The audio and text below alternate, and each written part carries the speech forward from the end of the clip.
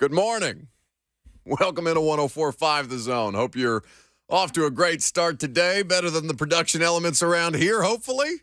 What happened to Rep Brian? Where'd he go? Either way, lucky for Lucas, I'm on time. We're happy to have you guys here for the next 3 hours. 615-737-1045. That's how you jump in. We'd be happy to have you at any point today. We've got quarterback prospects in the city of Nashville here for a visit, a top 30 visit to be specific. More on Will Levis and his visit with the Titans in just a little while. Meantime, we've obviously been keeping a close eye on everything happening with the hockey team. The Nashville Predators have been in precarious playoff position, say that 5 times fast. Not officially in the postseason, but did themselves a lot of good last night, late into the evening up at Calgary, to be able to secure a win. Now they eliminate the Flames from the playoff race after beating them in a shootout last night. And so to kill off the aspirations of one opponent that was ahead of you in trying to secure this final wild card spot, they were able to do so in dramatic fashion. I had to watch the third period. I had to watch the end of the game basically from the third period on this morning because I fell asleep. Fell asleep on the couch. Is Calgary on the west coast of Canada? I have my geography Canadian wise, much like my pronunciations with cities in the state of Tennessee, horrendous. So I'm not going to get myself into trouble there. I actually have no idea where in the world Calgary is, other than it's in the nation of Canada.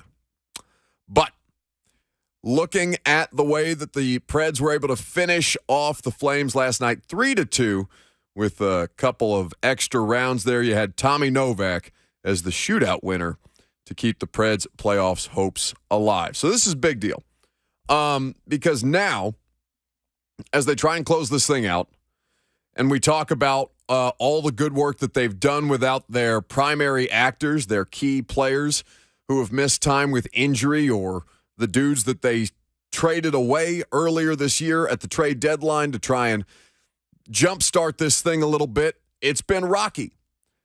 And losing to the Jets a couple of nights ago, over the weekend, you felt like, okay, when you went back and watched that game, how much time specifically Winnipeg was spending in the offensive zone, it just felt like they were overmatched. And this Calgary game, if you were able to get it on the road, would be a big deal. You're working with a little bit of house money, but I think that element of desperation, they seem to kind of thrive under it a little bit. Maybe thrive's too strong a word, but they seem to be able to survive it, which in postseason hockey, if they are to make it, if this particular team is to make it, that's as important a skill as you can learn down the stretch. And these young Predators have had to do that in spades over the course of the last month, 2 months. Yeah, the pressure is kind of off this group. Like nobody expects or expected this group to be in this spot or expects this group to be in the postseason. No. So they're just kind of riding the wave right now, and they're still somehow alive mathematically. Right. And now, what's the remainder of their schedule look like at this point, Lucas? I don't know if you have it up in front of you. 2 games. 2 games at this point. And so what needs to happen specifically for the Preds to be able to get in this thing for a 9th consecutive season? So they're 3 points back of that final playoff spot, which Winnipeg currently holds. Calgary still stands between the Preds and Winnipeg, despite the fact that they won there yesterday. So 2 games left, 2-game homestand against Minnesota and Colorado. Coincidentally, the 2 best teams in the Western Conference. So I think the Preds would have to win out. I think the Preds would have to take all 4 points there and then get some help. Yeah, because it's out of their hands. They would have need to beat Winnipeg and beat Calgary for them to remain in control of their situation. Now they need to be able, they would be in best position if they won out and still might need a little help. Yeah, and the Jets have the same 2 opponents to finish out the year. They're just on the road. So the Jets play the Wild and the Avalanche as well, just a bit of a different timeline. Preds have a little break here until Thursday. Then they'll finish out the regular season. But Winnipeg has just as tough a remaining schedule with just as much on the line. And the Flames will finish out against the San Jose Sharks tomorrow. That's the last game of the regular season for them. Should be a game that they win. Winnipeg handled San Jose, one of the worst teams in the league, last night. So mathematically, yes, they're still in it. But, if the Flames take care of business against San Jose tomorrow and they don't get help from Winnipeg against those two teams, the Preds could be out of it by the time they drop the puck on Thursday. And, you mentioned the pressure. It's because people don't know if you were to put pressure on the Preds right now, or if you were to try and put any kind of expectations on them right now, it would be on the organization and it would be on the coach, because those are the two things that are the most known commodities right now. Because I'm looking, again, at the lineup last night. Roman Josi, not playing. Philip Forsberg, not playing. Matt Duchene, not playing. Ryan Johansson, not playing.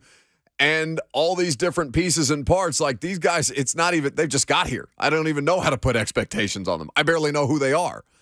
And they've been trying to figure this out, trying to carve out their own role within this organization. And I think they've done so admirably, but it's just a question of, is it enough? And is the deck too stacked against them for them to be able to make the postseason and kind of make up for the sins of what this team was dealing with throughout the course of the first half, where sluggish, inconsistent.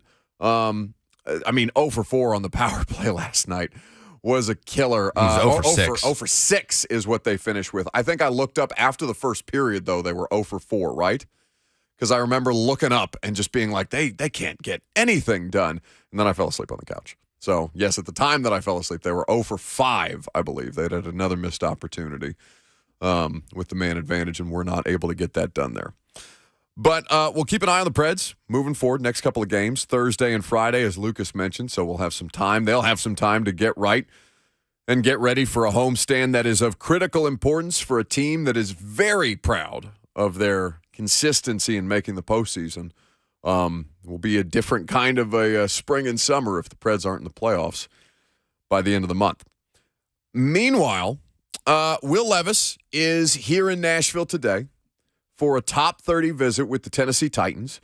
They continue to do research on quarterback prospects, as we talked about, and we'll get into this from a couple of different elements, because as we get closer, 16 days I think we are from the NFL draft, nothing is really changing for these players. And that's the thing I think that most people have to remember. Nothing about the players, provided that there's not some kind of off-field incident or somebody doesn't tear an ACL during a workout, God forbid, whatever the case may be. As long as they're healthy and not in legal trouble, nothing for these guys change as prospects in basically the 3 weeks leading up to the draft. So now for teams, as they try and evaluate and strategize different ways that they can land and nail their respective drafts, for the Titans, the quarterback research continues to be a big part of the legwork that they're doing. Now, I feel like they could do all this. They're having Anthony Richardson in. I believe I misspoke yesterday when I said Anthony Richardson has already been in for his top 30 visit. That is coming next week. So apologies if I misspoke there. Will Levis is here today. And then they have met with Hendon Hooker previously as they continue to do legwork on these top quarterback prospects. And for me, going to pro days is one thing, because you got a bunch of different players at Ohio State that you want to scout. And, Alabama, you're bound to find a draftable player or an undrafted rookie free agent that could make a difference on your roster. Definitely worth going to Alabama's pro day, even if you're not in the Bryce Young market. But I feel like they're doing a lot of work on these quarterbacks to not be taking a quarterback in 2 weeks. 2 weeks plus. I continue to get this feeling, and it could be smoke screens. They could be bringing these prospects in for top 30 visits just to try and give the perception, put off the perception that they're taking a quarterback, and how that may help their ability to maneuver in the draft. That's something that only they can determine. Or the reality, or the more likely reality, is that, they continue to do this research because they don't have a quarterback solution beyond this season. And right now, if Ryan Tannehill is something that we consider a solution for 2023, and I think most people would, you still have to have a better backup situation behind him. So for all the messaging that they give off and how little we actually know, which we'll talk about at noon. What the Titans have actually said about what their approach to this year's draft is going to be. It does seem messaging, top 30 visits, pro days or otherwise, and just general conversation around that building and that club, quarterback seems to make a lot of sense. It's just a matter of where you can get one and whether you're going to be proactive in this, if you feel strongly enough about it, let the board fall to you, or just try and solidify your backup situation and not necessarily make this year about the long play. 615-737-1045 is how you jump in on the discussion. Mel Kiper has an interesting scenario for the Titans that does involve a quarterback, and we're going to share that with you here in just a second. A reminder, though, that our teammate, Kayla Anderson of Ramon, Kayla, and Will, has been doing a lot of good work with the Leukemia and Lymphoma Society, and you can donate to her campaign as she continues to raise funds for a great cause. When we go to break, if you're watching on Zone TV, by the way, Titans have just officially announced the Jeffrey Simmons extension. Do we need breaking news? I'm in the middle of plugging Kayla's promotional work, but okay, very good. It's a big old graphic, though, that just dropped into my Twitter timeline. The Titans officially agreeing to terms on a multi-year contract extension with Jeffrey Simmons, courtesy of Jimmy Wyatt a few minutes ago. But in the meantime, when we go to break, you can check out the QR code to donate to Kayla's campaign and continue to raise funds for cancer research. I'm Buck Rising. It's 104.5 The Zone. 40 years ago, we opened our doors with one mission in mind. We'll be right back with the top 10 songs of 1983. To sell quality American-made vehicles at a fair price. You have arrived. And we've loved every minute of the ride. Celebrating 40 years of Two Rivers Ford.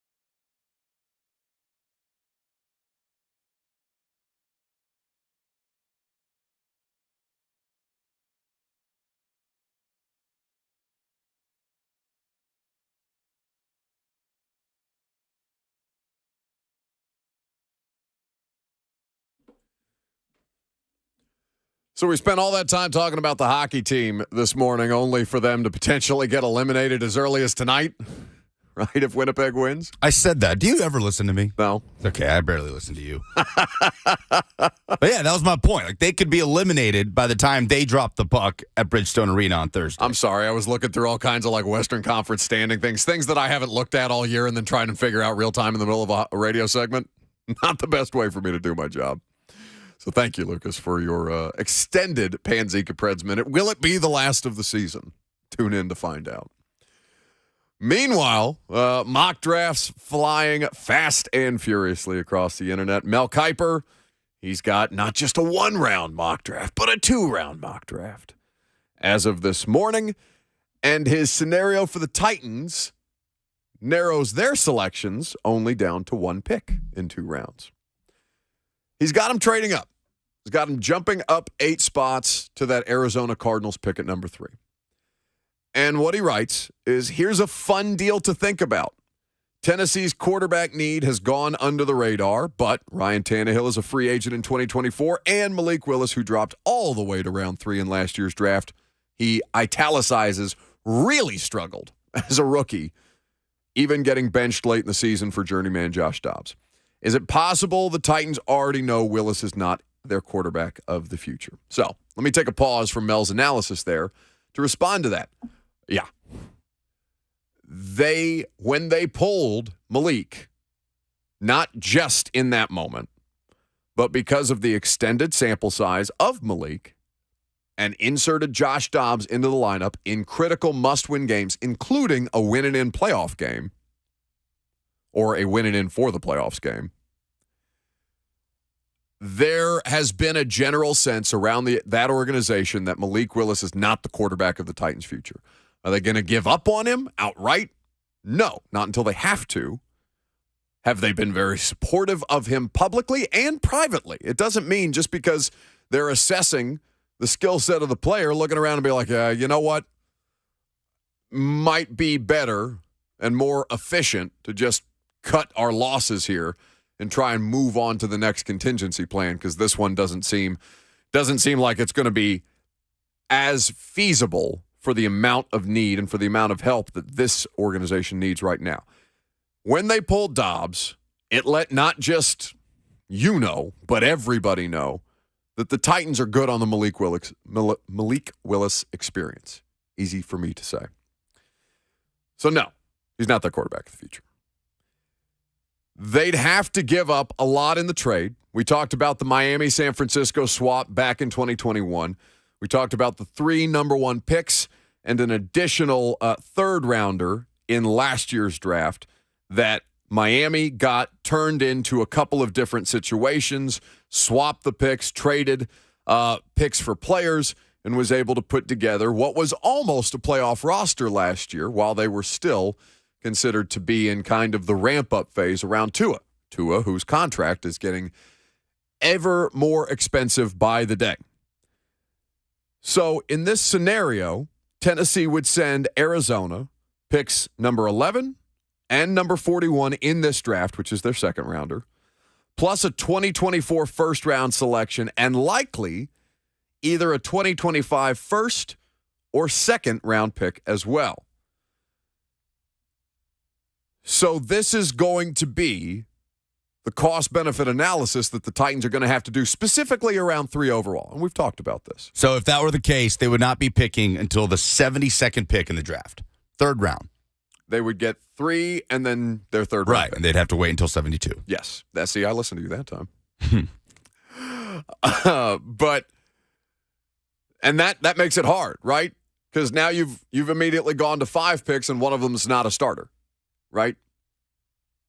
So you would have to, you would almost have to. They did this in 2018, the year before Mike Vrabel's first season, where they went in with, I think, 6 picks, traded up twice. They traded up to get Rashawn.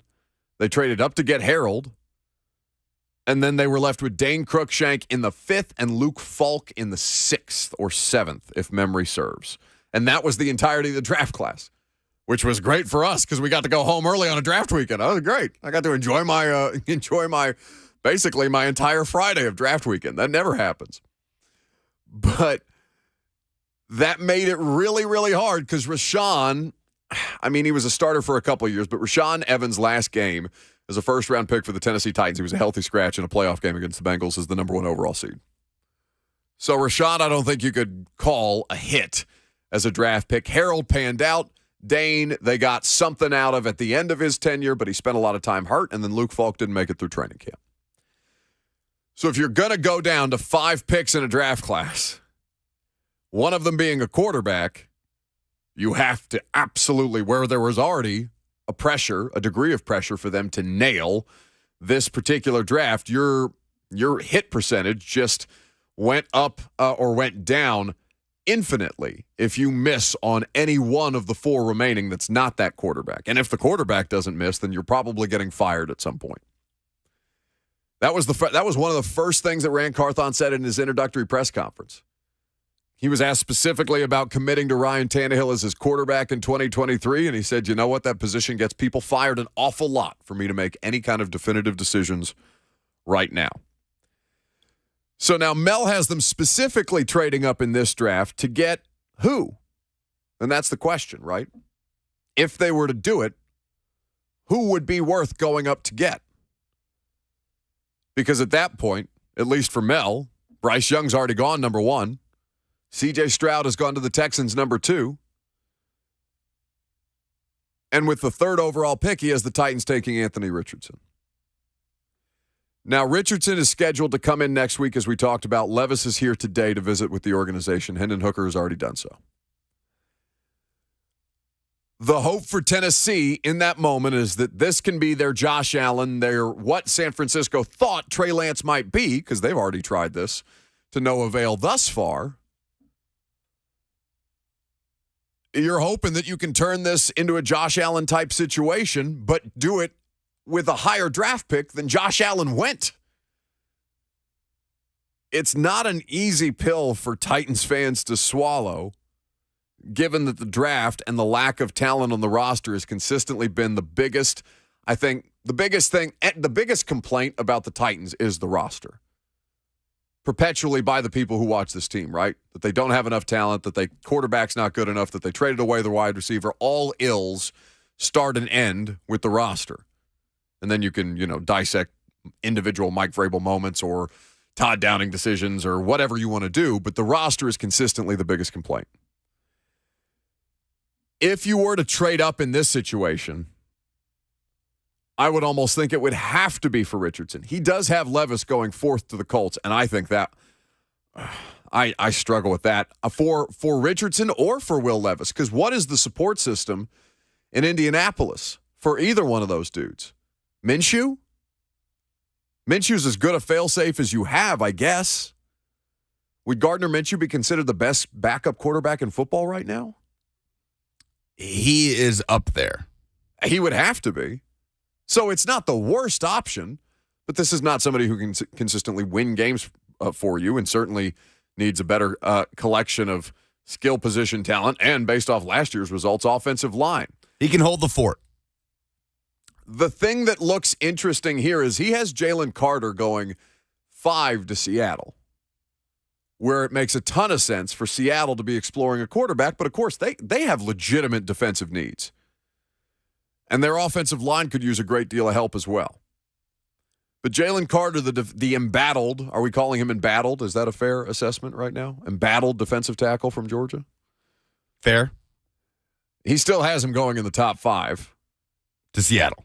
And he has Detroit taking Will Anderson at 6, who theoretically could be involved in this quarterback situation. It's all about trying to predict runs here. But if the 4 top quarterbacks go in the first 4 picks, well then, yeah, it's fair to expect that Hendon Hooker might slide here. Now, Mel, you have to scroll, but he does have Hendon Hooker going as a first-round draft choice, which is the first time that I've seen any of the ESPN draft analysts put Hendon Hooker at this high of a selection. But he's got that as the second first-round selection for Seattle. He's got Seattle trading with Philadelphia for the 30th overall pick, snagging Hendon Hooker, the quarterback from Tennessee. It does feel like Hendon Hooker, while I don't know exactly where he's going to go, I'm as confused about the range for this guy as I've ever been at this stage, just because the quarterback thing, you have no way to predict it. And we probably won't know. I mean, somebody's going to get overdrafted in this scenario. I don't necessarily think Hendon Hooker is going to be that person, but I don't know how desperate these teams are going to get. You said if 4 quarterbacks are taken in the first 4 picks, Hooker would slide? I mean, he did slide here. He slid to 30. Because to me, that just means he is the next best quarterback available. I don't think there's any disputing that. Right. Who's the argument? I mean, there's not Jake Haener? No. It's Hendon Hooker. Hendon Hooker is, I don't want to say consensus. There's not consensus this time of year, but he is regarded as almost by consensus the 5th best quarterback in this draft. So I feel like the sense of urgency would be heightened to land Hooker if after the first 4 picks, the top 4 quarterbacks are off the board. That's fair, but Mel, at least just in this scenario, Mel is saying that no, he can be had at 30. And that is I'm looking at this situation, projected trade. It would be the Seahawks moving back into the first round to get Hendon Hooker. So it would be a Lamar Jackson-esque move. Remember the Ravens, it looked like Lamar was getting ready to slide. They traded back up at the last second with pick number 32 overall to get Lamar as a first-round selection after, I think, did they take Hayden Hurst with their first-round pick? Hurst out of South Carolina. So it happens, right? That's a great example. I think I'd like that for Seattle. I would love that for Seattle. Landing a defensive talent like Jalen Carter and still being able to get your quarterback with Geno Smith on a 3-year deal. There's a ton of value. This is what Mel writes of that particular trade, just for people paying attention to Hendon Hooker's situation, because I think the Titans could do worse than Hendon Hooker, certainly. There's a ton of value in trading back into round 1 to take a player to get his 5th-year option, which they bring up Lamar and the Vikings. I don't remember the Vikings doing this with Teddy in 2014, but apparently that was something that the Vikings did for the sake of the 5th-year option. So that controllable 5th season, what you've just seen with Jeff, what you've seen with several other players, is a legitimate asset and makes that value worth going up to get, even if you have to give up the draft capital to do it. So what Mel projects here is that Seattle would give up both. They have 2 second-round picks, 37 and 52. And that would be enough to get them to 30 with the Eagles. Philly would still own 62, and they would also have 37, which is courtesy of the Denver Broncos Russell Wilson trade. I think the trade back in for Hendon Hooker makes a ton of sense. And I think that's probably, honestly, beyond skill set, beyond intangibles, beyond prototypical size, speed, strength, however you want to evaluate Hendon Hooker as a quarterback, I think the best argument for him is the 5th-year option, like as a first-round pick. Because if you need an extra season while he continues to rehab and gets himself up to speed as necessary coming off the late-stage ACL tear, then yeah, that 5th-year option for a quarterback like Hendon Hooker, that's never going to be more valuable. I think that's probably the most compelling case for Hendon Hooker as a first-round pick. But having these guys, the top 4 consensus quarterbacks, go 1, 2, 3, 4 right out the gate, it may cause an air of desperation among these teams, but it may allow teams to move on the way that Mel thinks it might in this particular scenario. Now, projecting trades is more difficult than projecting even the players. But trades are going to happen, and they're going to be central around the quarterbacks. So if you're looking for the most action, I think that's probably where it lies. And then with the last of the first-round picks, because there's only 31 this year, he has the Chiefs taking Will McDonald, the defensive end I really like from Iowa State. So quarterback-wise, and we'll get to this probably in about an hour, I would say, the idea of trade up or let the quarterback draft fall to you, specifically if it's going to be around the quarterbacks. Trade up to 3, trade up somewhere else, or hang back at 11 and see what might fall to you. Those are different strategies that are on the table. But I think this trade up for Richardson, and that's probably your most compelling case. The trade up for Richardson, would you rather, I guess pose it to Titans fans this way. Would you rather trade up for Anthony Richardson or would you rather trade up for Will Levis? I'm thinking 10 times out of 10 people are going to say, if you forced my hand in this scenario, if you made me make a decision to trade up for one of those 2 players, I almost think you would get 100% return on, yeah, Go ahead and give me Richardson. Give me the yeah. higher level. It wouldn't prospect. be close. I don't think it'd be close. Well, it's close enough to make it's one pick difference. What would be close is, would you rather trade up for Richardson or stick and pick Levis if he falls to 11 and not have to give up draft capital to continue building your roster? Because if that scenario, what Mel Kiper just laid out about trading up for that number 3 pick, what did you say? Obviously the 11th pick and your second round pick, and then you're dipping into first round, Future maybe firsts. second round picks. Let me read it specifically again so as not to confuse people. So Mel, in this scenario, has Tennessee trading up with Arizona for the 3rd overall selection. Tennessee sending back 11, 41, a 2024 first, and either a 2025 first or second round pick. Yeah, so at that point, they would have their quarterback and 4 other draft picks, right? Very little wiggle room to continue building your roster. Obviously, they could find draft capital in other ways, but I think that would be a big hang-up for a lot of people when you think about offensive line and wide receiver especially, that you can address in the first 2 rounds, that you would eliminate that possibility by going up and getting a 20-year-old Anthony Richardson. Well, and the reality of the situation is, is it a 2023? I don't want to call it a 2023 sunk cost because God forbid Ryan Tannehill get hurt again, and then you have to play the rookie whether they're ready or not. Malik was not ready, and they had to play him. They didn't have a choice. This is where you kind of force your hand in this because all best made plans or whatever, because that was supposed to be the way that things played out for Malik. Oh, it's a perfect situation. It's the ideal circumstance. Taking John Robinson was praised for it, trading up to get Malik after he had fallen to the 3rd round, late in the 3rd round, and saying, okay, makes all the sense in the world. Ryan Tannehill's still there. Derrick Henry's still there. There's no pressure on Malik Willis to start whatsoever, and then all of a sudden, high ankle sprain, go get him, Malik. And it all spiraled very quickly on top of the injuries, on top of the roster inconsistency, on top of the lack of talent that was already out there to begin with, and everything just kind of collapsed in on itself. So you can say that Richardson or Levis would be in a developmental situation here and then paint the picture just as we did last year, wrongly, that it would be an ideal developmental situation for Malik. Ideals don't exist necessarily in the NFL other than in our own heads, because things are going to happen over the course of a football season that derail perfect scenarios the way that we all imagine them to be.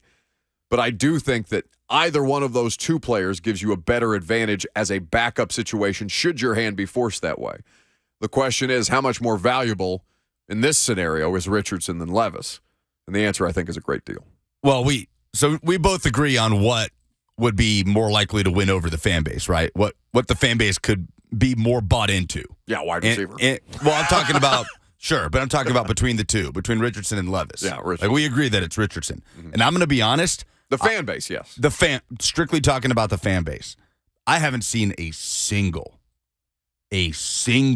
person or Titans fan, or not seen people say it, but I haven't seen a single Titans fan say, yeah, Levis, I could be bought into Will Levis. I'm sure if I went back and scrolled through my mentions, I could find one, but not one that comes to mind. Yeah. And people would start convincing themselves, and their tone would change because you have no choice if the Titans do indeed take Will Levis. But I haven't seen a single opinion concurring with the idea of drafting Will Levis and developing him to be the future of the franchise. Just as you say that, JR writes, Stetson Bennett better than either Richardson or Levis. That's what I'm saying. Yeah. I've seen more arguments to take Stetson Bennett in a later round than I have for the Titans to take Will Levis. Jay says, stop putting crappy options on the table. These are just the options, Jay. This is just who is there. Okay, you cannot pose to me, stop putting crappy options on the table and then come back to me Stetson Bennett with half-drunk Stetson Bennett in Dallas. Get the bleep out of here with Stetson Bennett. National championship winning quarterback, yes, 2 times over. Let them build the statue to Stetson Bennett in Athens, Georgia, and let him never pay for another drink or another meal for the rest of his existence. That's all well and good, but that is not a professional quarterback out of a starting caliber that's going to change your franchise monumentally, and the 2 that we're talking about may have the potential to, even if they don't ultimately end up panning out. I know what Stetson Bennett is. The intrigue around the other 2 quarterbacks is that we have no idea what the hell they are at the next level. Do you think, let's say Hendon Hooker let's say he played out the remainder of his career at Virginia Tech, and he had the same type of production Everything is the same about Hendon Hooker, but it's just not at Tennessee. Do you still think there would be more people on board with Hendon Hooker over Will Levis if he did not play at Tennessee? No.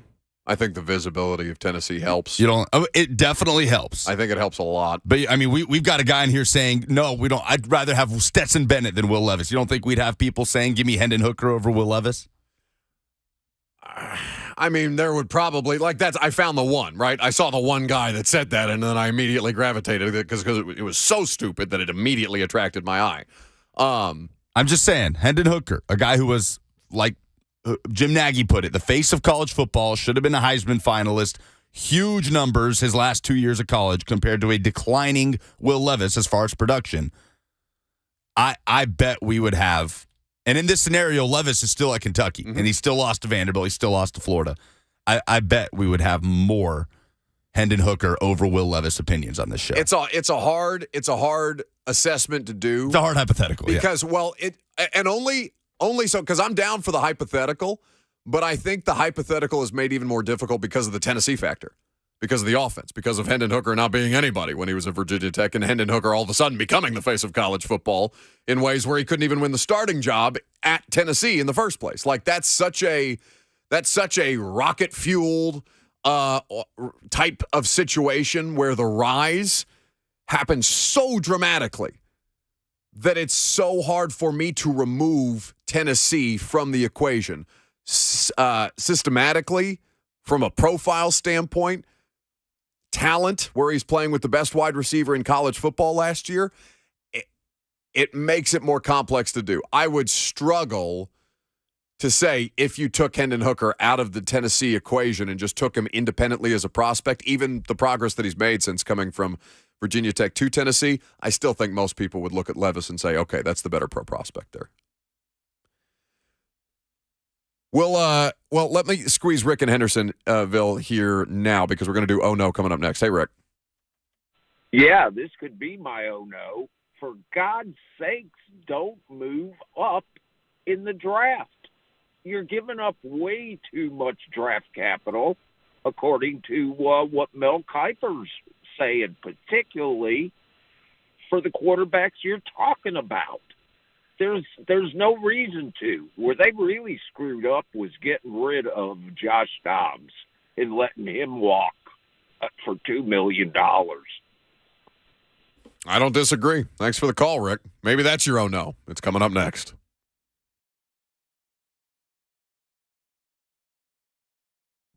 Hey, it's Kayla Anderson from 104.5 The Zone's morning show. Ramon, Kayla, and Will, and I am a proud participant in this year's Visionaries of the Year campaign for the Leukemia and Lymphoma Society, and I have a special friend with me now. Olivia, you are battling this as we speak, and I know that treatments, they're not easy, right? And Dare to Dream, that's a campaign that is pushing for safer treatments for younger people just like you. How old are you? 10 years old, and it's not easy going through this. Could you talk about what it's been like?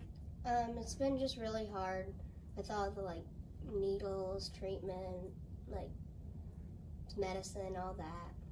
Yeah, and this is something that you are going to win. You're going to win this battle, but we need all the help we can get to get the education out there. Our Dare to Dream campaign for, again, safer use in some of the things that are being done with the treatment. So Olivia, we always appreciate your time and we are proud of you. You are going to continue this fight and you can always donate. Every dollar counts.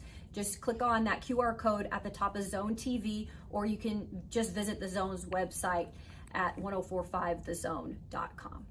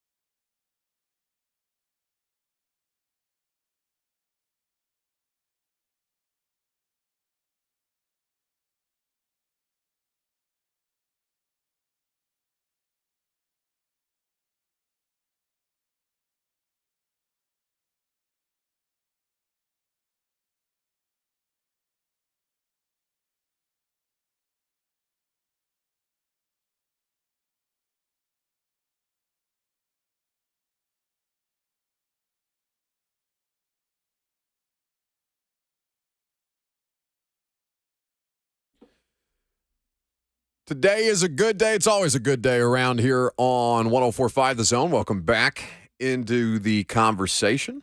Buck Rising here with you until 1 o'clock.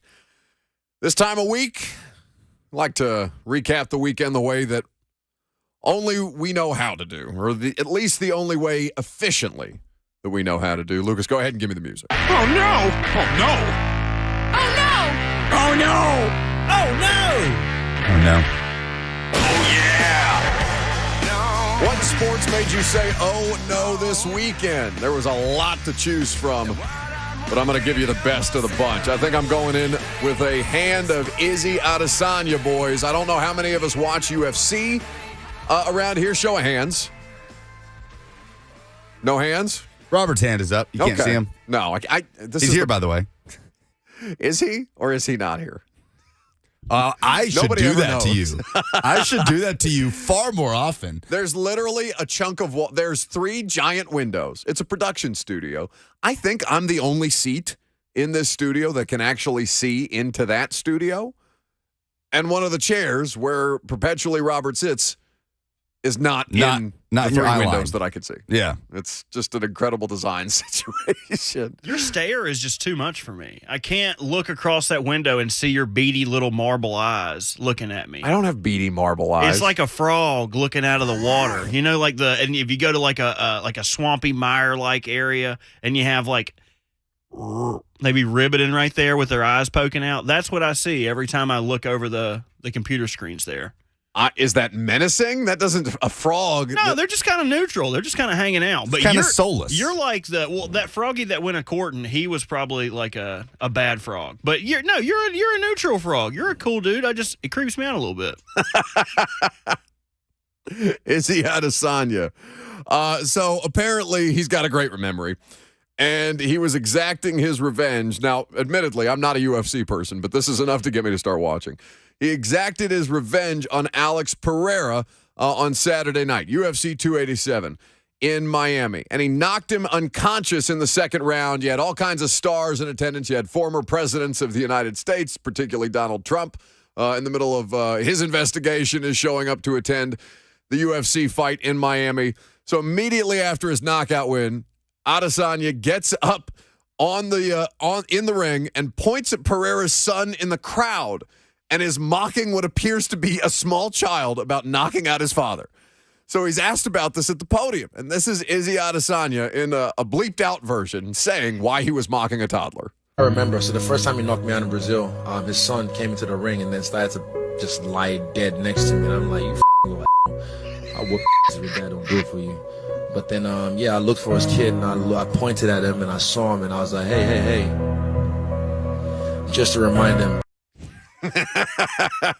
He's mother bleeping a 5-year-old at the podium. Well, after knocking out his dad. The context, like he said, when he got knocked out fighting Pereira's kid came into the ring and played dead. He bopped himself on the head with a plastic bottle. And played dead in the ring, to make fun of him. That's right. So they stand the 2 fighters up at the end after Pereira knocks out Adesanya the last time around. Stand the 2 fighters up at the end with the ref in between, right? And they're getting ready to hold up Pereira's hand as the victor. Meanwhile, his kids are running around. Pereira's kids are running around the octagon, and one of them standing next to Adesanya and just falls over, acting like he got knocked out. So good on the 5-year-old for talking smack. I like that.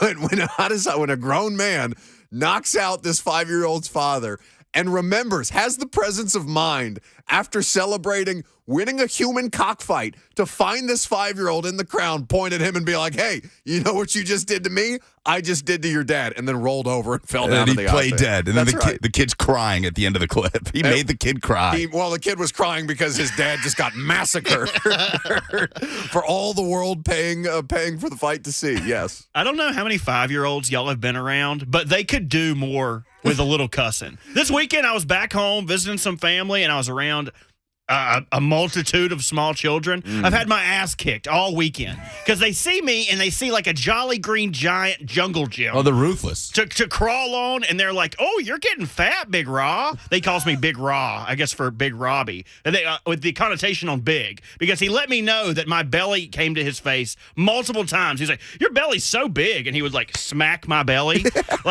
Kids need to have me.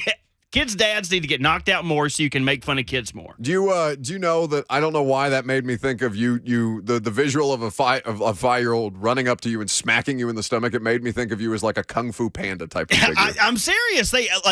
I'll pick my nephew up like underneath the armpits, hey, look out, you're flying, like that kind of thing. And when I do that, he like Mortal Kombat kicks me in the face, like with both feet, like running on my face. And I'm like, okay, I'm just never going to pick you up again. And if I do, I'm going to drop you from like the highest height that I can put you up on. Kids need to be cussed more in situations like this. No, I agree. It's not true. I've watched UFC fights before, but like I don't really get into it. It's, if people are having friends over to watch a fight, like I'll go for that. That's a good time. But like I'm not going to necessarily seek out a fight if I'm just at home on the couch by myself on Saturday. Except now to watch Izzy Adesanya, because anybody who mother bleeps a 5-year-old that way, I'm on board with. The UFC needs to make that mandatory. If you have kids and they are in attendance, you have to put them in a special section so the winning fighter can cuss out your kids. It's parenting. So you find a sponsor for that. Parenting. So you don't have to. I'd be down with that. Get Lucas and Robert and your phone calls on what in sports made you say, "Oh no," coming up next.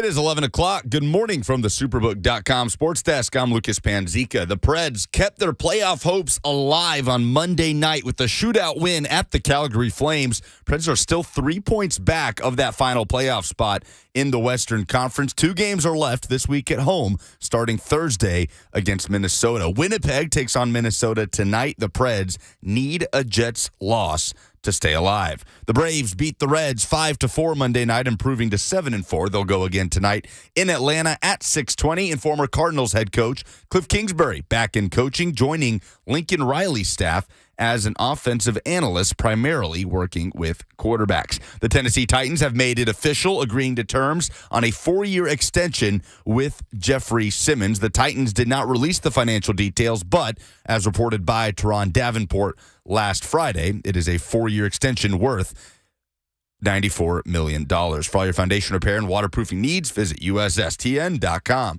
Breaking news at once in your home for the Titans and Vols. This is 104.5 The Zone.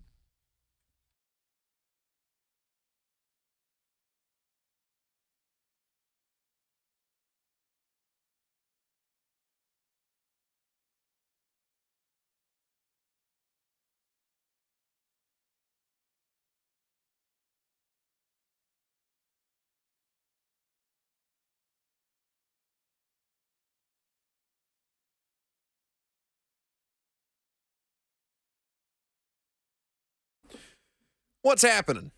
Welcome into 104.5 The Zone. Hope your Tuesday's off to a fantastic start. It's lovely to have you here with the boys and me, Robert Lucas, back there making it go. Your phone calls are always welcome. 615-737-1045. Jump in at your convenience. We'd love to have you. Right now, we're talking about the things in sports this weekend that made us say, oh no. Izzy Adesanya knocking out Pereira in UFC 287 and then trash-talking Pereira's 5-year-old. That was mine. What's your suggestion? 615-737-1045, because there's a lot of good stuff on the board. I will cede the floor now, however, to Lucas Panzica or Robert Walsh. I don't know. You want to rock, paper, scissors to see who goes first? What's the hierarchy back there? Who's in charge? Well, Roberts is better, so let me just get mine out of the way here. Coward. As the Rocket City Trash Pandas are a AA affiliate, by the way, of the Los Angeles Angels, which is very appropriate for this story because the Rocket City Trash Pandas, when playing the Chattanooga Lookouts over the weekend, lost 7-5, despite throwing a combined no-hitter. I saw this. That is my oh no of the sports weekend. The Chattanooga Lookouts scored all 7 runs in the 7th inning, the final inning of the game because it was a doubleheader, without recording a single hit. 5 walks, 4 hit batters, and an error that scored 3 runs in a wild pitch, all with 2 outs. You're saying an error that scored 3 runs? Oh, my God. A combined no-hitter with 2 outs left. All you need is 1 out, and you have a historical moment in your franchise, and they gave up 7 runs but maintained the combined no-hitter. That is my oh no of the weekend.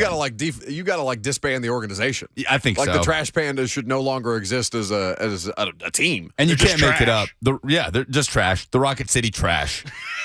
Affiliate of the Los Angeles Angels who can't make the postseason despite having the 2 faces of baseball. Where is Rocket City? Huntsville, Alabama. Oh, that makes sense. I just now put it together.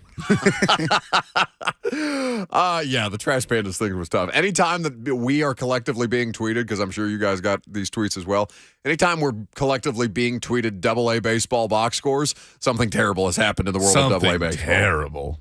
Robert, what's yours? I got to go with Darnell Wright over the weekend. This dude does not give a rip. And maybe he does give a rip because he walked it back. But I want to bring you guys back to earlier this month. A TikTok woman was sending inquiries to all of the NFL draft-eligible linemen saying, I need a big boy, I need a thick boy. Somebody let me be your NFL wife.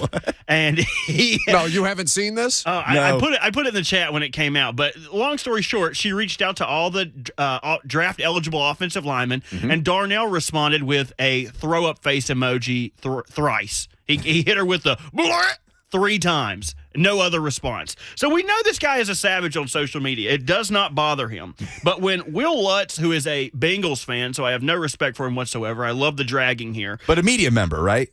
He doesn't have a check mark, so I don't respect him.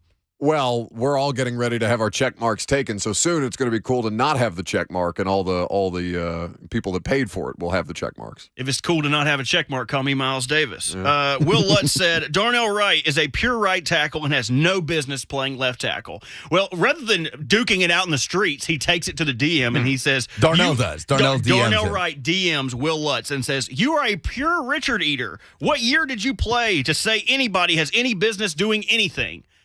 Now wait. Yeah, well, look, I feel like we need to go. I don't think it needs to be any way. This is like the wolves are circling Oregon Trail. We need to forge the river. Let's get across it before I get in any more trouble than I already have. No, listen, I'm willing to take the responsibility because you said Richard Eater, and I think that's a joke that requires some explanation, unfortunately. No, just let folks use their imagination. I think people can figure it out. He called him a PDE.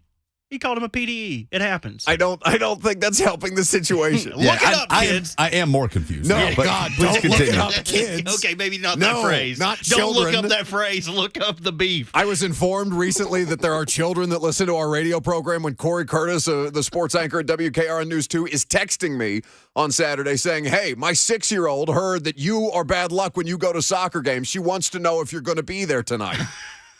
Well, we cuss kids out around here. No, we actively promote it. But I don't need them Googling Richard Eaters. But I will say, Darnell Wright walked it back. He re-DM'd, I would say. You know what? No, you're right. Give me back the steering wheel. Give it back. Right. He said, probably a little heavy on the Richard Eater part. I apologize for that. Maybe that was a little harsh. He was like, looking for what you said. We're probably defending me a bit when you said it. Just frustrating when the game's all you love. It's all good, though. Maybe I'll be in Cincy next month and we can do a podcast. Eye emoji. Happy ending. I hope this guy plays for the Steelers and beats the Bengals up, and he has to look this Lutz guy in the eye every single time. Did you mean to make a happy ending joke there? No. Where? Wait, what do you mean? It went over my head if it did. Wait, where did you? I don't understand what dots you're connecting. Richard Eater. Oh, I think you're reaching. He said, this guy I'm was, reaching. He just said re-emmed. He tried to put a fancy accent on it to cover up what he was actually trying to say. It was a re-DM. Yeah, okay. Re-him. Darnell Wright is my own no. But I love that. I love that from Darnell Wright. Seeing something bad about him on Twitter and just going full-blown attack mode on the guy. You're a pure bleep, just bleeping him out, and then immediately following up. Like, okay, a little heavy. I think an agent sorry had about to that. step in here because not only did he apologize to the dude, because like if you didn't really care, you'd probably let the dude post that you got an apology. But Darnell Wright took to his Twitter to say, grown men sort problems out, right or wrong, all good, and tagged Will Lutz. So I'm sure someone was like, hey, buddy, like the draft is in a couple weeks. Let's not be calling guys PDEs on Twitter. By the way, every time you say Will Lutz, I think about the kicker. That's who I thought it was, too. But it's not the kicker. It's a media member. Darnell Wright, future NFL right tackle, sending violently aggressive messages towards kicker Will Lutz. It's not kicker Will Lutz. It's Bengals fan media blogger, whoever, Willie Lutz. I think it's Willie Lutz. Willie Lutz? Yeah, there you go. Willie Lutz is the Richard Eater with a happy ending at the end. There you go. That's what we're doing. He got the happy ending he was looking for. How long, Lucas, were we on the air the day that I got sent the Richard picks that the guy thought was Isaiah Wilson's Richard picks? Hadn't been long because we were on the air for like a week. Huh? Yeah, we had barely been on. That's why I said I needed to explain the joke. Robert was not here for that generation of the Buck Rising show in its earliest inception. How big of a CSI look into this did you guys go, or just to go, and like throw your phone down? We were in a commercial break, okay?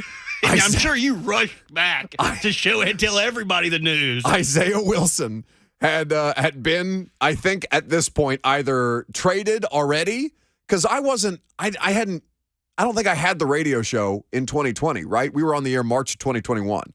So this had to have been right when he got traded from the Dolphins or right before he got traded to the Dolphins. Some dude DM me on Twitter with what we were calling Richard picks. You can infer what you can, however you want to figure that out. Richard picks that he was claiming were the Richard picks of Isaiah Wilson.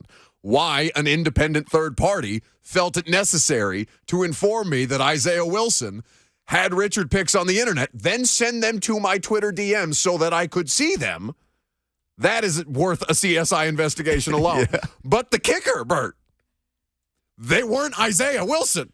Oh, darn. It was just a random dude. How do you know? Because I looked at You looked into it. I opened my DMs He and Google that was image search. that's what was staring back at me. Who is this Yo. man? You asked the guy, how did you get these? He said, not taking questions. Yeah, at this time. How many other media members did he go to with this information? I Did he don't go know. to Tehran and he's like, hey, man, I got the scoop. Listen. Also, if I was that guy who it was the picture, I would tell everyone that I was being compared to an NFL lineman. God, they had no clue, baby. Left tackle. He may as well have just sent me that awful meme that people send around of the dude sitting on the edge of the bed. Stop it. We have the whole 2 hours to go. I'm going to break up. I'm going to break up whatever this is to say there's been a trade. What? Ah! Wait, you're not even going to hit me with the breaking news sound? I don't think it's worth the breaking news sound. Oh, that's disappointing. That gets people, I don't know. I think that whoa, my God. Breaking sports news on 104.5 The Zone. No, wait. This is going to be a bit of a You letdown. can't do that to yourself. The Atlanta Falcons are acquiring Lions cornerback Jeff Okudah. His agent Kevin Connor confirms. This is from Field Yates, by the way. I don't think that's that's a former first-round pick. Yeah, Jeff Okudah going to Atlanta. 5th overall, right? I mean, pretty high pick. I mean, he was definitely top 10 out of Ohio State that year. That was that really, really strong run of defensive backs coming out of Ohio State before they were wide receiver U. They were DBU. But yes, that trade is, I think, significant for the Falcons to acquire a stud corner or what I haven't. I'll be honest, I haven't paid attention to Jeff Okudah much since he came into the league to Detroit. He had up and down year. He wasn't good his rookie year. That but I mean, remember. It's very hard for. I mean, he kind of had a little rebound. I wouldn't say he's bad. I wouldn't say he's good. He's probably in the middle. But when they go out and they sign Cam Sutton and they sign E.J. Mosley, two longer outside corners. Emmanuel Mosley. Yeah. Thank you. Another former Vol. And like the writing was on the wall that maybe his tenure in Detroit was probably going to be snipped short. We had gotten so far away from Richard picks and then Robert said snip short and I went right back. Snipping any Richards. Don't be snipping around here. Chuck and Clarksville. You are connecting dots. No one else is connecting. Yeah. I'm the one being sent somebody else's Richard picks, okay? I'm allowed. This is my trauma. I can't. All right? This is how I have to live every day.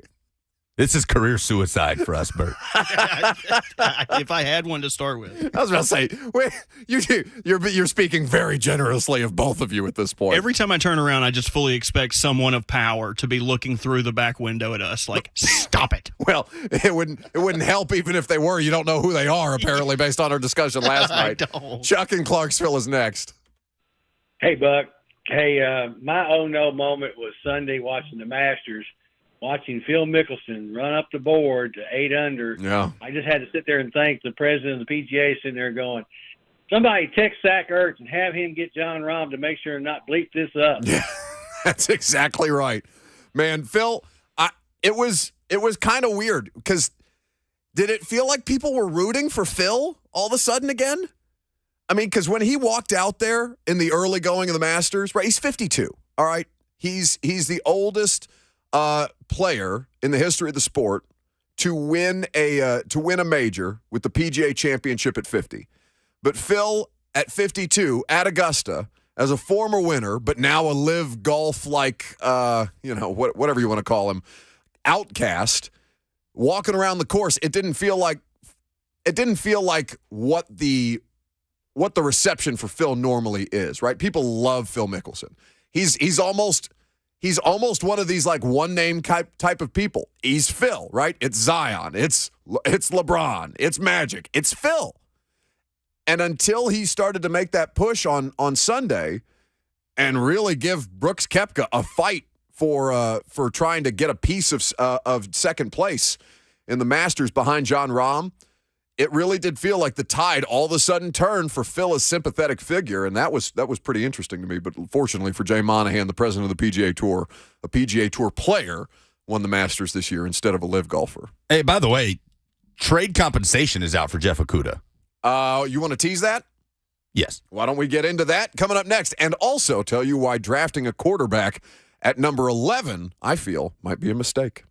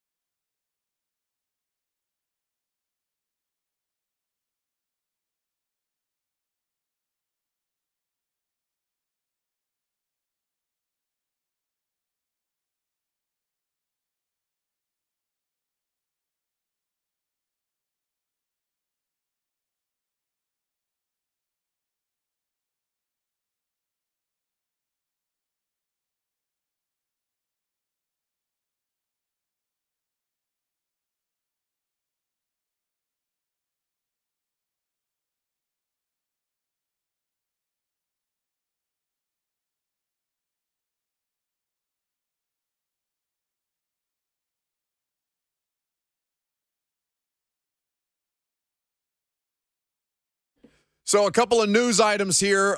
We'll give you the compensation, a trade in the NFL. Jeff Okudah, former first-round pick of the Detroit Lions, has just been sent to the Atlanta Falcons.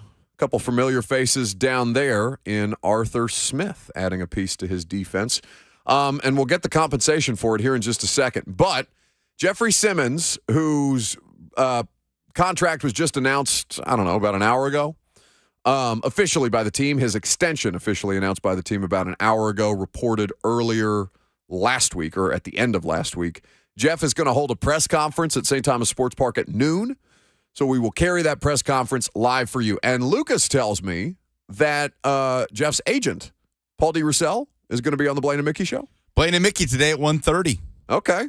So that's exciting. You can get more further clarity on the Jeff Simmons contract negotiation. I assume that's going to be the bulk of the discussion with Blaine and Mickey at 1:30 today. So keep an ear out.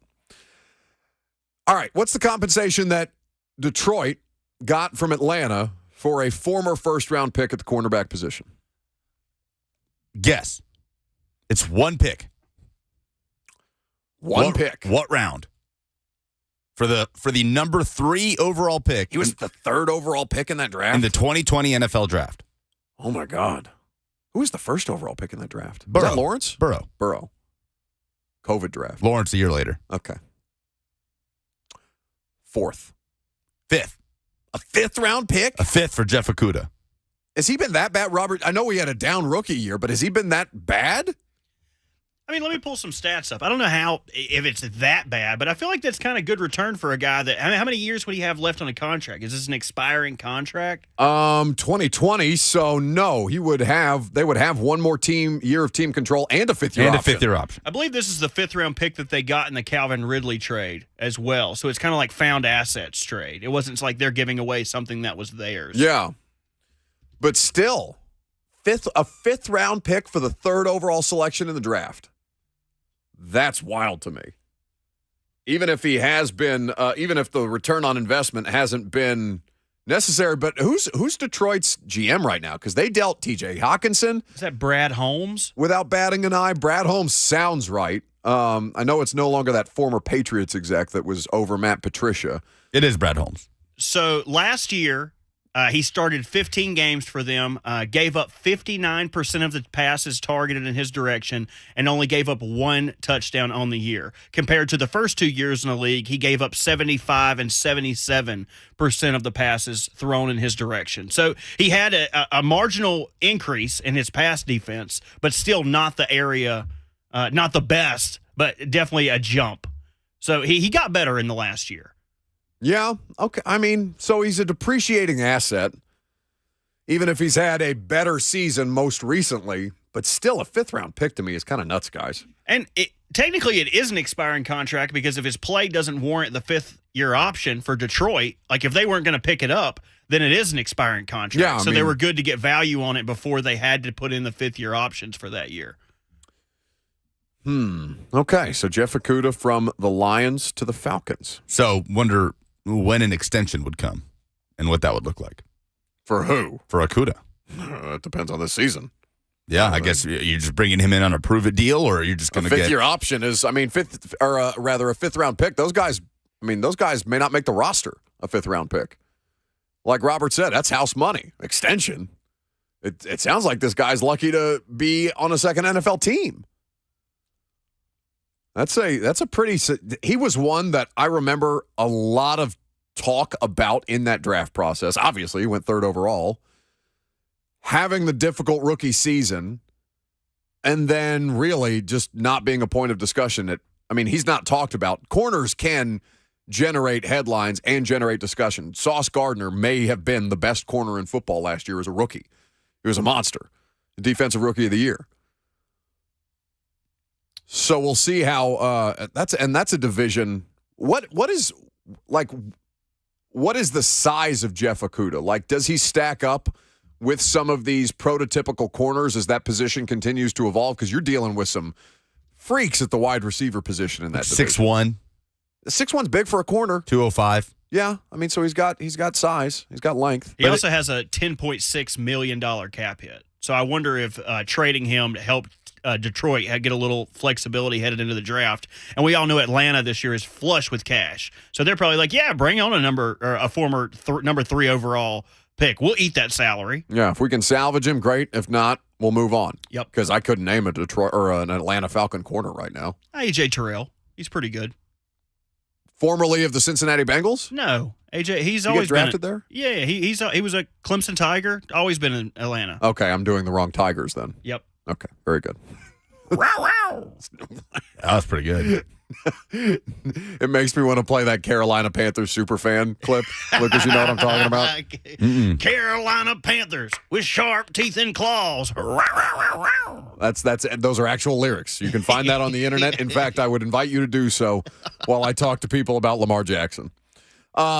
So Odell Beckham Jr. has signed a $15 million, 1 year, $15 million guaranteed deal, up to $18 million with the Baltimore Ravens that reset the wide receiver market all of a sudden.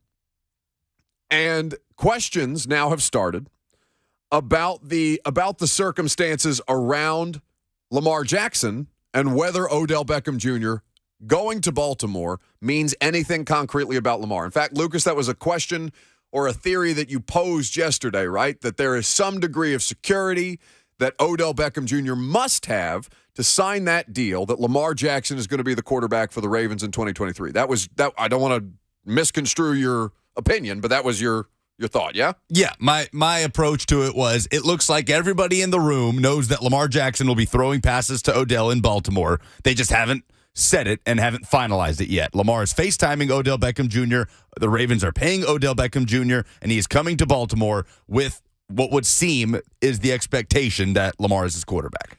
And they were spotted this weekend together at a club. I think they were in Miami. At Live. Was it Live? It was Live. Have you been to Live? I have. I have too. I actually got bottle service at Live. Oh no. It wasn't me. I was with much more rich and famous people. One of us. I did not. I did partake, but I did not order that bottle service. I see you. You could have had my back this whole time. No. That's the only time. He may pretend to be a blue-collar man. It's a fake accent he's got back there. Actually, I'm debonair. There's Sean Connery. I'm quite handsome. Did you say debonair? Debonair. Oh, okay. I was really hoping you You said. silly Sally. Talk about something that matters. Okay, Lamar Jackson. So Lucas thinks it's because there's an understanding that Lamar is going to be the Ravens quarterback in 2023. And that's a fair assessment to make. My perspective, a little more skeptically, surprising to none of you, is that they had to pay Odell Beckham Jr. so much more than he's actually worth to make up for the fact that they can offer him zero guarantees that Lamar Jackson is going to be their quarterback in 2023. And if they are gearing up to play with a rookie quarterback, then you may have to do the sucky team thing, which is overpay for a wide receiver who you think can elevate your quarterback. It's no dead money beyond this season, but gives you the opportunity to at least give a rookie quarterback, should you have to move on from Lamar, some kind of support system beyond Mark Andrews. So Ian Rappaport of the NFL Network, I'm sure is getting tons of theories tossed at him as well, but he was able to provide some clarity to the situation. This was Ian on television yesterday. Well, it was pretty clear during this entire process that if Odell Beckham Jr. was going to sign with the Ravens, he was going to do so knowing and believing that Lamar Jackson was going to be his quarterback. And so it was no accident that probably within minutes, I believe within minutes of the agreement in terms between OBJ and the Baltimore Ravens, Lamar Jackson posted Instagram showing that the two had actually been FaceTiming. My understanding is Lamar Jackson helped recruit Odell, doing so with the thought of, hey, I'm probably going to be your quarterback, almost certainly going to be your quarterback. There's no deal done. I don't get the sense that anything is close, despite the fact that Baltimore has tried several different ways to lock in a deal, despite the fact that Lamar Jackson has publicly said that he would like to be traded. All of this is done with the belief that Lamar will end up in somehow, some way, whether on the tag or in the new contract, being the Ravens quarterback in 2023. All right, so Point Lucas. I love it here. So happy. I'm so He's happy. beaming back here. I would almost say, was this an overpay or an overslay? He's snapping. You were just so uncomfortable with the silence that you were afraid your bad joke was going to leave that you decided to snap into the microphone? No. I feel like I was at a jazz club. It was just a good little a riff, a haiku, if you will. All right, no, it's not a haiku. That's not even remotely right. He's trying deaf poetry. No. All right. See, he got My got quarterback was in shambles. he got his confidence up with the bottle Now service. he's back from the brambles. He got debonair correct grammatically. So he started feeling himself. He overextended and he tried to plug a haiku in where a haiku does not belong. You know what that deserves? Back to the shadows right this minute. Get at it.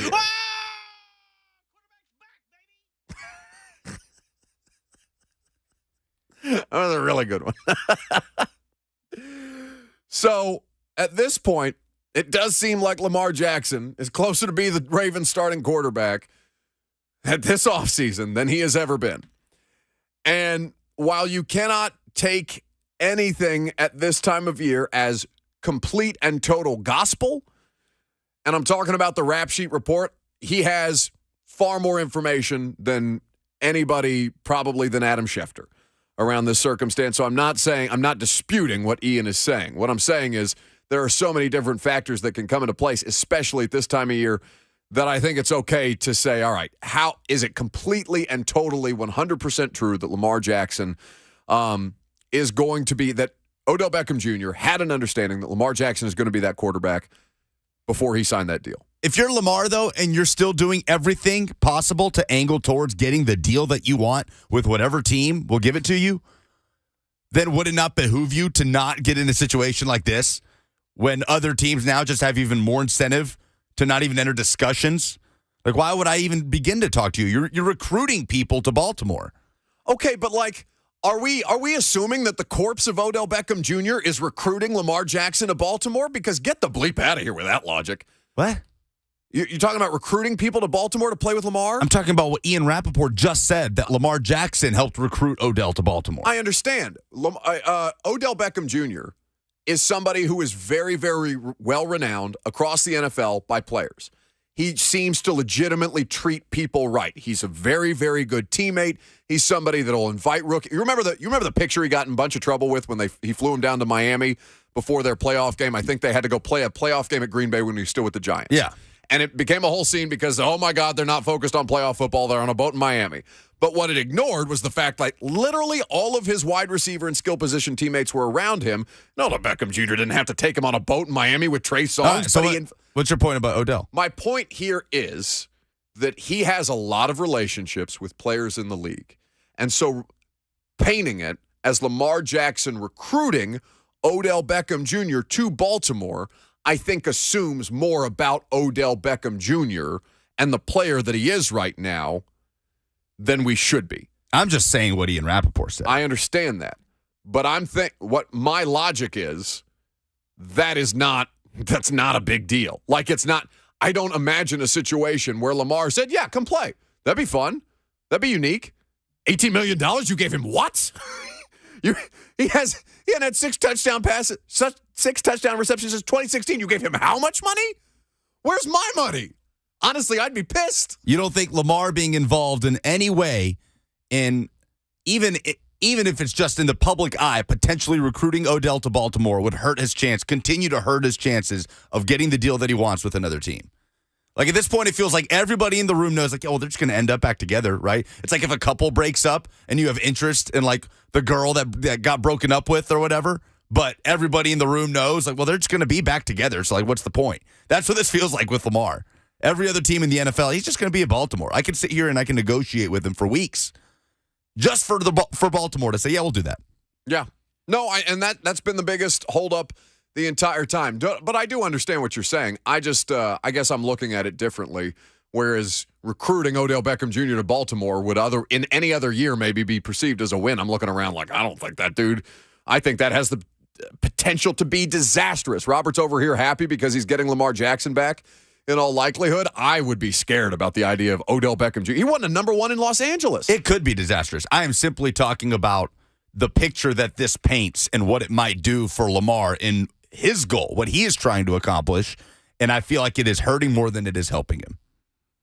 Rob is in Murfreesboro up next. Hey, Rob. Hey, well, the deal is both of them want to get paid long term, right? Well, who, Odell? Okay, and Lamar. Odell and Lamar. They both want to get paid long term. So they're both now essentially on a 1-year deal because all Lamar has to do is sign his offer. He's on a 1-year deal. Now you've got a number one quarterback, a number one receiver, both available next year that can come together, and you've got a built-in relationship between the QB and his number one wide receiver.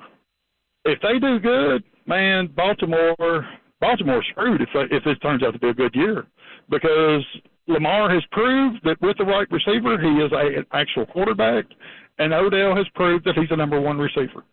I say they actually did this together, and I think it's going to turn out great because they both are going to be motivated.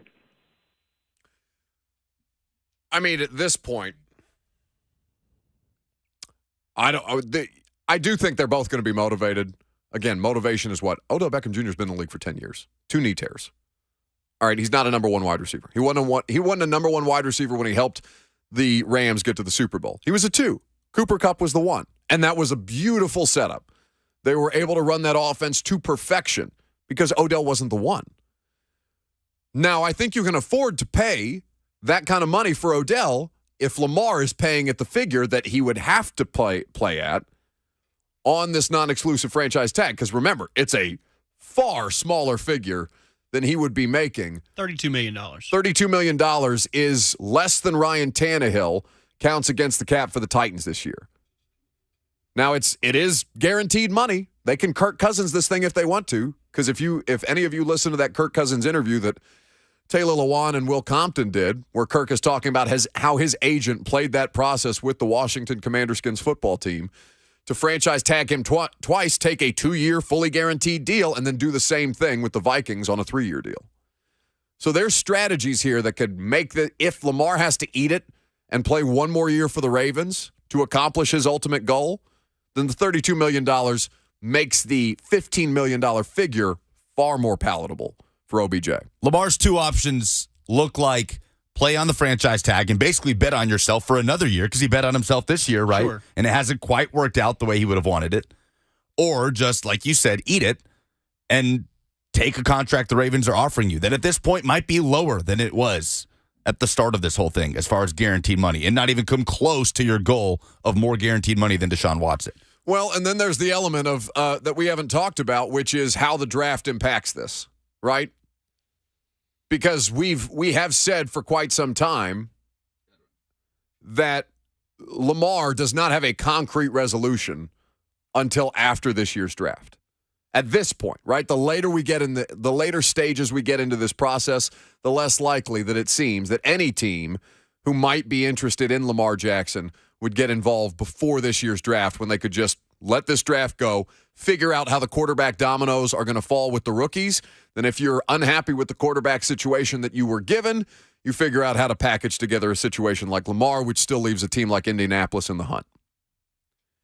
We'll get your phone calls on this coming up next. We also have an NFL coach who is going back to the college ranks in a very interesting capacity. We'll tell you what's going on with that coming up next.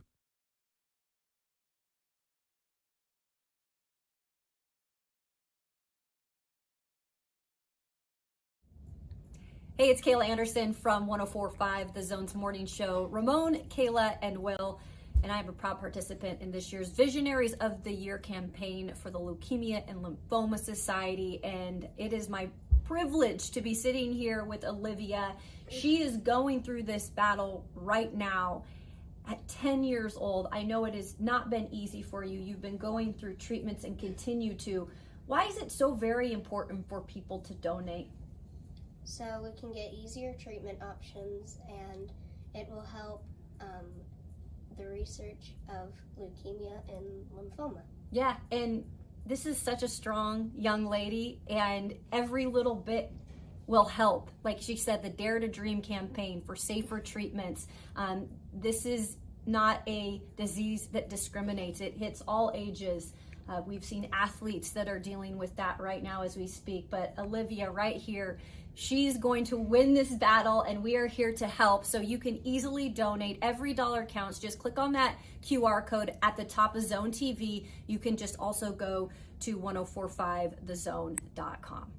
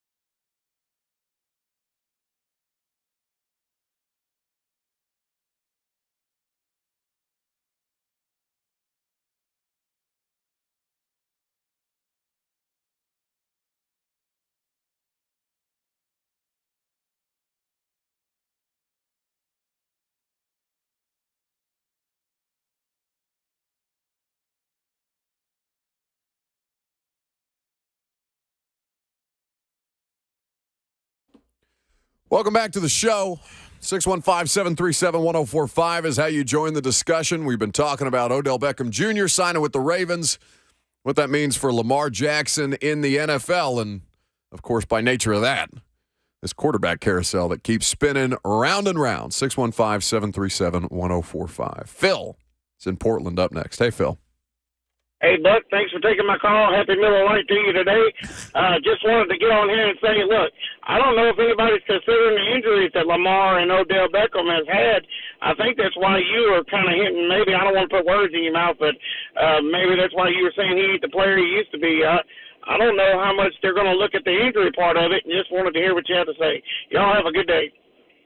Well, I appreciate the call, Phil. He's all right. Happy Miller Lite to you as well. For as often as Phil calls in and says Happy Miller Lite to you, we should probably be doing some kind of deal with Miller Lite. Lucas, who do we know at Miller Lite? Maybe call him. I'm confused on the Happy Miller Lite thing. Why? Every time he calls in, he says Happy Miller Lite because he's drinking a Miller Lite at 11:45 in the morning. Does he? Yeah. That's the first time I've ever noticed him saying that. You don't listen to the callers either? Are you sure he says that? Aren't you in charge of screening them? Are you sure Phil says that Literally every time? I don't believe you. What percentage do you tell me you normally listens to the show? What do you think it is? Oh, what do I think it is way less than what you actually tell me it is. Sorry, did you ask me something?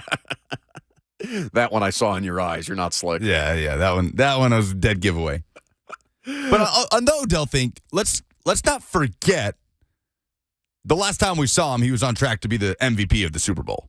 Yeah, he was really good. He was really good that whole season as a complimentary player. That was also another knee tear ago. So ACLs are routine in the NFL. He's had 2 of them. It's not like that's impossible to overcome. He's already gotten the money, and as far as I can tell, the money didn't really seem to be bothered too much by the injury. So it doesn't seem like injuries, for at least the Ravens, were a factor about the Odell Beckham Jr. situation. Now, he didn't play last year. So one would assume that his body is as good physically as it's going to be and that he just needs to get into football shape at this point in time. But I think at this stage, you look around and you say, yeah, the money situation on Odell Beckham Jr. is certainly an anomaly. Lamar, all factors are coming into play, injuries and otherwise. Meanwhile, there's a story in the NFL. Well, I guess it's technically in the world of college football. Cliff Kingsbury is back in coaching. Now, I don't know at what point. I know he was in Houston at some point to interview for one of the positions on the Texans coaching staff. But apparently he has, according to Bruce Feldman, who was on the radio show last week, Bruce reported late last night that Cliff Kingsbury is slated to join USC's football staff in a role working with quarterbacks. Now, it's not specifically designating him as USC's quarterbacks coach, but a role working with quarterbacks is all that has been able to be discerned at this point. So we will see what the timeline looks like. But obviously, Cliff was fired by the Cardinals. They went 4-13 last year. He was 28-37-1 with 4 years in Arizona, and they made the playoffs one time. But he joins Lincoln Riley's staff, where he makes a lot of sense. He is going to be in Los Angeles, which is an ideal situation for a former NFL head coach, and working with quarterbacks at one of the biggest programs, college football programs in the country. If he wants to get back into the NFL, he's going to have the best method now to be able to do so, beyond going back and being a coordinator. I want to know why Cliff Kingsbury, maybe he wants to be a coordinator. I don't know. I don't know Cliff like that. I've only met him, I think, twice at the combine, and it was just kind of like a high and by type of deal. But he's not a coordinator. He's only 43 years old. He should have options career-wise, despite not having had success as an NFL head coach. I'm surprised to not see him be a coordinator, unless he's kind of content to not go back into that kind of coaching right away, latch onto a staff like USC, and work with quarterbacks in some kind of capacity that apparently is not an official quarterbacks coach. I mean, this has to be a conscious decision from Cliff. If he wanted to, he would have gotten plenty of interest from NFL teams as an assistant or an offensive coordinator. He was getting interest. He just was in Thailand and didn't care about it. Sure. So is USC a better option than an NFL coordinator job? for Cliff Kingsbury? Because that's what he seems to be telling you. I thought, because we talked about him here, and that was, I mean, beyond him and Vrabel having been Patriots teammates at a point in their professional careers, like there wasn't any real connection. There wasn't a discussion. It was just pictures on Cliff's Instagram of him and the woman that he booked a one-way trip to Thailand with. And, apparently he's back in the States and landing in sunny L.A. So it's interesting to see the way that Cliff has kind of approached this job cycle. And ultimately, now that we've cycled out of offensive coordinator searches for the Titans, Cliff seeing all the letting most of these roles go by without displaying legitimate interest in them, other than flying to Houston for an interview with D'Amico Ryans, who is now their new head coach there. So welcome back to the ranks of college football, Cliff Kingsbury. If I'm a USC fan, I'm wondering when Lincoln Riley is going to start boosting the defensive staff. Well, what if he just doesn't care? That's what I want to know. It seems, yeah, but he's never cared about that. What evidence is there to suggest that Lincoln Riley is going to change how it is that he's constructed football teams and football programs by legitimately committing to improving defensive football? I'm assuming he wants to win a national championship. One would think. I don't know him. I don't know that to be a fact. But I assume he would like to win a national championship. Reckless speculation on your part. So it is. It's media doing its thing.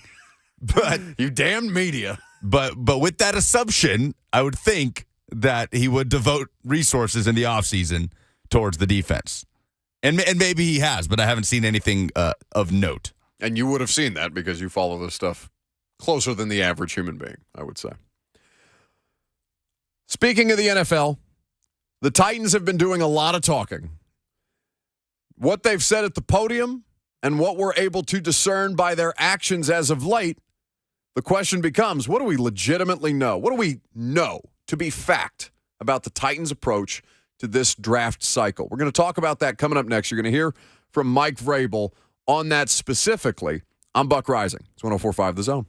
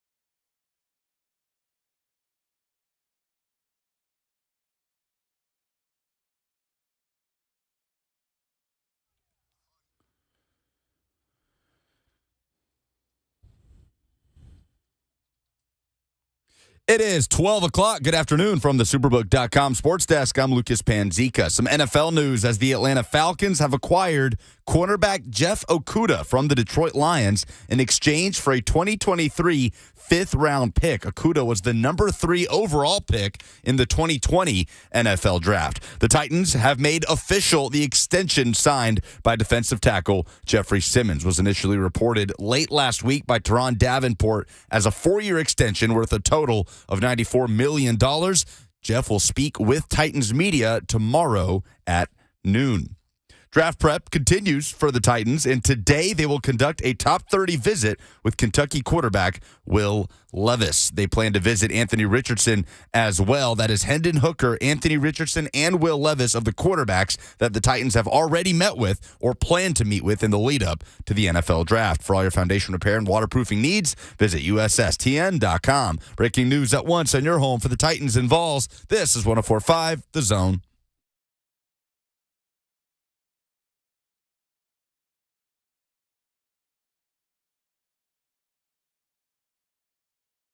Final hour here on 104.5 The Zone for us anyway. Welcome in. Happy to have you guys. Robert, Lucas, and me with you for one more hour. Then we'll turn things over to Blaine and Mickey.